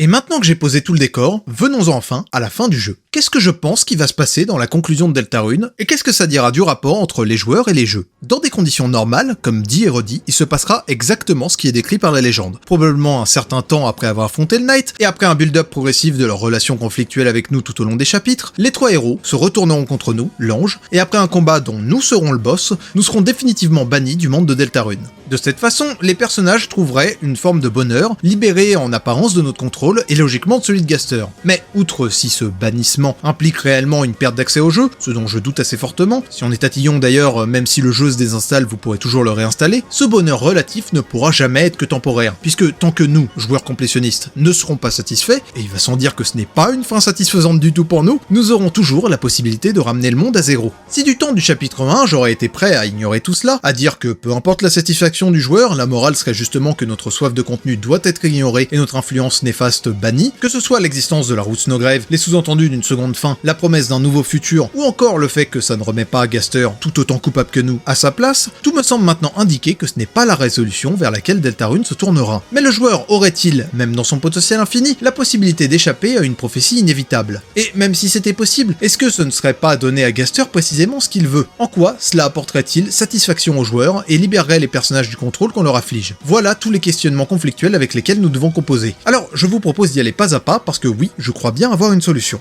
Il est évident qu'atteindre cette fin secrète, si elle existe, ne peut être accompli qu'en jouant avec les limites du jeu, comme un joueur complétionniste sait si bien le faire. Ce qui saute aux yeux en l'état, dans ce cadre, c'est la route Snowgrave. Mais, problème qu'on a déjà mentionné encore et encore, les effets de cette route semblent à relativiser. Peu importe à quel point Noël est perturbé, Rudy est toujours malade, et lorsqu'il mourra, Noël devrait atteindre un même état plus sombre encore, quoi qu'il en soit. Peu importe qu'on ait usé de Chris pour faire des choses si sombres, Yel crée quand même sa fontaine d'ombre pour le chapitre 3. Peu importe la façon dont on a vaincu Queen ou Spamton, la prophétie semble inchangée et le Knight continuera de menacer de provoquer le Roaring. Peu importe que Birdly soit mort, fin de la phrase. Mais en fait, peut-être qu'on rate le fait que ça pourrait avoir des effets pour le moment invisibles qui ne se déclareront que par la suite. Et ça va sembler très random, mais pour ça, je veux tourner votre attention vers le jeu boulier qui se trouve dans le Lightward à l'hôpital. Vous savez, l'un de ces jouets de salle d'attente avec des billes coulissantes sur des rails qui font des vagues là. En chapitre 1, on nous décrit les boules comme avançant sinistrement le long de leur chemin défini. Et en chapitre 2, on nous dit qu'elles continuent d'aller vers l'avant. Mais les choses devraient prendre soudainement sens si je vous dis qu'après une route Snowgrave, le texte est différent et dit « L'une des perles bleues est cassée et arrachée ». Et ainsi, ce boulier est en fait une métaphore des personnages du jeu, attachés à leurs rails, qui les mènent vers la conclusion inéluctable prédite par la légende. Et en Snowgrave, on a arraché Birdly de son rail et donc de son destin. Nos actions ont bel et bien eu des conséquences. Mais ce n'est pas tout. Le sous-entendu me semble être assez clairement que, d'autres boules se trouvant sur d'autres rails, il devrait nous être tout autant possible de les en arracher par la suite. Ce boulier ne devrait pas seulement servir à nous notifier du fait qu'on a fait la route Snowgrave, il devrait servir d'indicateur de toutes les routes similaires que l'on aurait effectuées par la suite, toutes les autres Weird Routes, ce qui me semble assez clairement prouver qu'il y en aura certainement d'autres. Dans ce cadre, évidemment que la weird route qu'on a effectuée n'a eu que peu de conséquences, parce qu'on est probablement censé pouvoir continuer le jeu à travers des routes normales dans les autres chapitres. Mais qu'est-ce qu'il se passerait si on en faisait d'autres ? Si petit à petit on retirait une par une toutes les boules de leur rail, si bien qu'au final, plus aucune n'irait vers la conclusion qui lui est toute tracée. N'est-ce pas comme ça qu'on se libère de la prophétie et du destin ? Bon, tout ça c'est bien beau théoriquement, mais dans les faits, en quoi ça nous libère du fait que les héros vont nous bannir ? On va pas tous les tuer quand même. Bon, c'est une solution, cela dit. Bon, je pense pas que ce soit le cas, je vous rassure. Et puis, ça ferait difficilement une bonne fin, même si une bonne fin n'a pas forcément à être heureuse pour tous. J'avoue qu'on a du mal à comprendre en quoi ça nous libérerait de tout ça. Bon, déjà, il y a l'idée qui tourne toujours dans un coin de mon esprit, même si c'est pas celle que je privilégie personnellement, que toutes ces weird routes continueraient de tourner autour de Noël. Sachant que c'est pas parce qu'il y aura d'autres weird routes qu'il y en aura forcément une à chaque chapitre, et que Noël sera là à chaque fois. Et que, de fil en aiguille, on fasse assez littéralement de Noël l'ange, en exploitant sa curiosité et ses désirs semblables à du complétionnisme pour progressivement lui retirer de son libre arbitre en gagnant du contrôle sur elle, faisant d'elle de façon forcée une sorte d'avatar pour nous, en créant une autre figure d'ange alternative, ce qui est déjà appuyé par tout le symbolisme autour d'elle, et le fait que Gaster la distingue comme un personnage important aux côtés de Chris et Suzy, malgré le fait qu'elle ne fait pas partie des héros. On comprend qu'on pourrait ainsi trouver un moyen de se jouer de la légende. Cela étant, j'aime aussi l'idée que chaque weird route tournera autour d'un lightner différent, et je base plutôt ma solution dans le fait de me tourner vers le désir de complétionnisme du joueur. Parce que c'est de ça que naît notre potentiel infini et notre capacité à éviter l'inévitable. Dans ce cadre, on comprend bien comment faire une run qui comporte toutes les weird routes les unes à la suite des autres, est le pinacle de la façon qu'on a de tester les limites du jeu. Chacune de ces runs indépendamment n'ayant que peu de conséquences, une fin qui naîtrait du fait de faire des actions très précises comme toutes les accomplir à la suite, et plus encore j'y viens, c'est comme une weird route née de weird route. Demandant à notre joueur complétionniste d'exercer sa pleine envie de consommer le jeu, qu'il fasse aussi tout le contenu optionnel alors, principalement vaincre tous les boss secrets, s'ils ne sont pas inclus dans la weird route comme les Spampton du moins. Après tout, vaincre un boss secret permet d'en obtenir les récompenses sur toutes les sauvegardes, comme si c'était le joueur qui les vainquait, pas Chris. Mais pourquoi pas aussi collecter tous les œufs, faire certaines quêtes secondaires, etc. Eh bien, faire tout ça nous amène à ce qui est la clé de mes hypothèses, la Twisted Sword. La Twisted Sword est un objet encore impossible à obtenir qui sera craftable auprès du forgeron à la boulangerie dans le Dark World de Ralsei en fusionnant le Thorn Ring et un Pure Crystal. On sait pas exactement ce qu'est ce dernier, mais sa description dans les données le décrit comme l'ombre purifiée par le chat. Il est donc généralement admis que c'est un ou des cristaux d'ombre purifiés par Chaume. Et quant au Thorn Ring, c'est l'anneau utilisé par Noël pour lancer Snowgrave. En l'état, et à moins que Noël ne revienne en l'ayant toujours d'équipé dans un chapitre suivant, ce que je pense être le cas, il n'est obtenable que dans une route Snowgrave avortée, c'est-à-dire une où vous ne lancez jamais Snowgrave avec Noël. Ce qui ouvre tout de même la possibilité que notre Weird Ending ne soit pas derrière les Weird Routes, mais derrière des conditions encore plus stupidement spécifiques, comme menacer de faire une Weird Route, mais ne pas totalement la faire. Et donc, vous devriez comprendre que cette épée, qui sera donc pour Chris, n'est non seulement du fait de faire les Weird Routes, mais aussi de faire les boss secrets. C'est une récompense de complétion du jeu. Il pourrait aussi en exister d'autres, issus des items des autres Weird Routes pour les autres personnages de l'équipe par la suite. Et reste une chose que j'ai à vous dire sur cette Twisted Sword, similairement au Thorn Ring, elle a comme effet secondaire trans.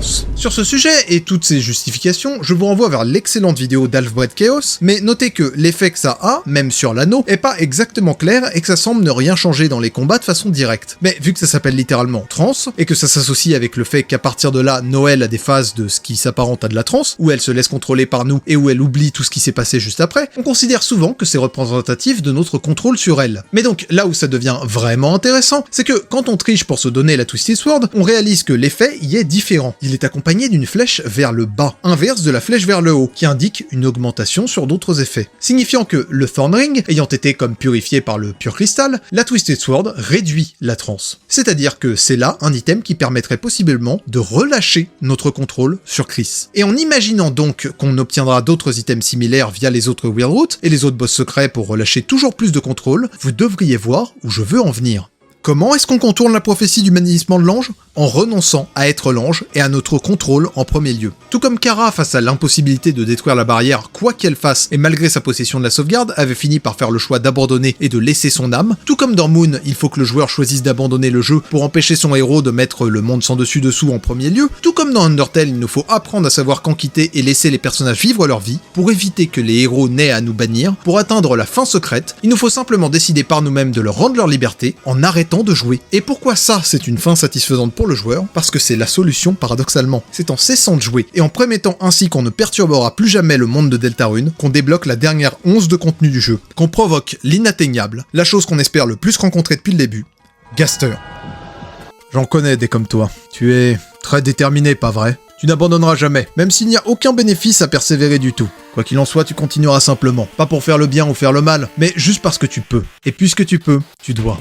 Sense dit connaître au moins une personne qui est comme nous. Et c'est ça que j'ai volontairement omis de mentionner sur Gaster. Si vous y réfléchissez bien, qu'y a-t-il de si différent de nous à tirer satisfaction d'observer notre comportement de joueur plutôt que de le faire lui-même? C'est déjà quelque chose que Flowey mentionnait dans Undertale, dans un autre moment qui ressemble franchement à une vraie brisure du 4ème mur. Mais c'est aussi déjà la façon dont on le décrivait lui et Kara en rapport à nous. Tous deux explorent le jeu Undertale comme un nouveau contenu à travers le potentiel que nous apportons. Et Gaster n'est que l'envers de cette pièce. Il a créé un programme pour nous voir consommer le monde de Deltarune. Peut-être même qu'il prend un rôle plus proche de celui de développeur dans ce cadre, et la question se pose vraiment. C'est bien de critiquer les joueurs pour leur complétionnisme, et dans le fait qu'ils tirent une certaine satisfaction dans les actions amorales qu'ils peuvent avoir dans l'univers dans lequel ils sont ainsi propulsés, mais le développeur du jeu n'est-il pas tout aussi coupable? N'en tire-t-il pas lui aussi de la satisfaction? Le voilà, le rôle méta-narratif de Gaster, et ce pourquoi il est un parallèle à Toby. En relâchant notre contrôle sur le monde et en évitant la prophétie, nous atteignons enfin tout ce qu'il attendait de nous. Nous réalisons l'impossible. Mais, simultanément, quoi de plus insatisfaisant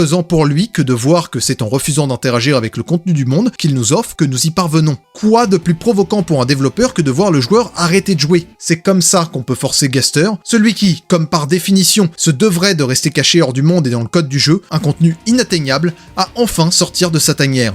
Et le joueur, aussi amoral puisse-t-il être, se trouvera maintenant dans la position de défendre la liberté du monde de Deltarune contre son véritable ennemi, celui qui en a fait un jeu en premier lieu. Et le combat aura beau être aussi difficile et épique que vous pourrez l'imaginer, le fait qu'il soit engagé en premier lieu signifie déjà la défaite de Gaster par avance, qui n'est alors plus devenu qu'un contenu de plus à dévorer. Que ce soit après 10, 30 ou 50 resets, le joueur finira par vaincre. Nous finirons par vider le jeu de son contenu, et lui avec. Et c'est satisfait d'avoir enfin pu le rencontrer que nous quitterons, finalement, Deltarune.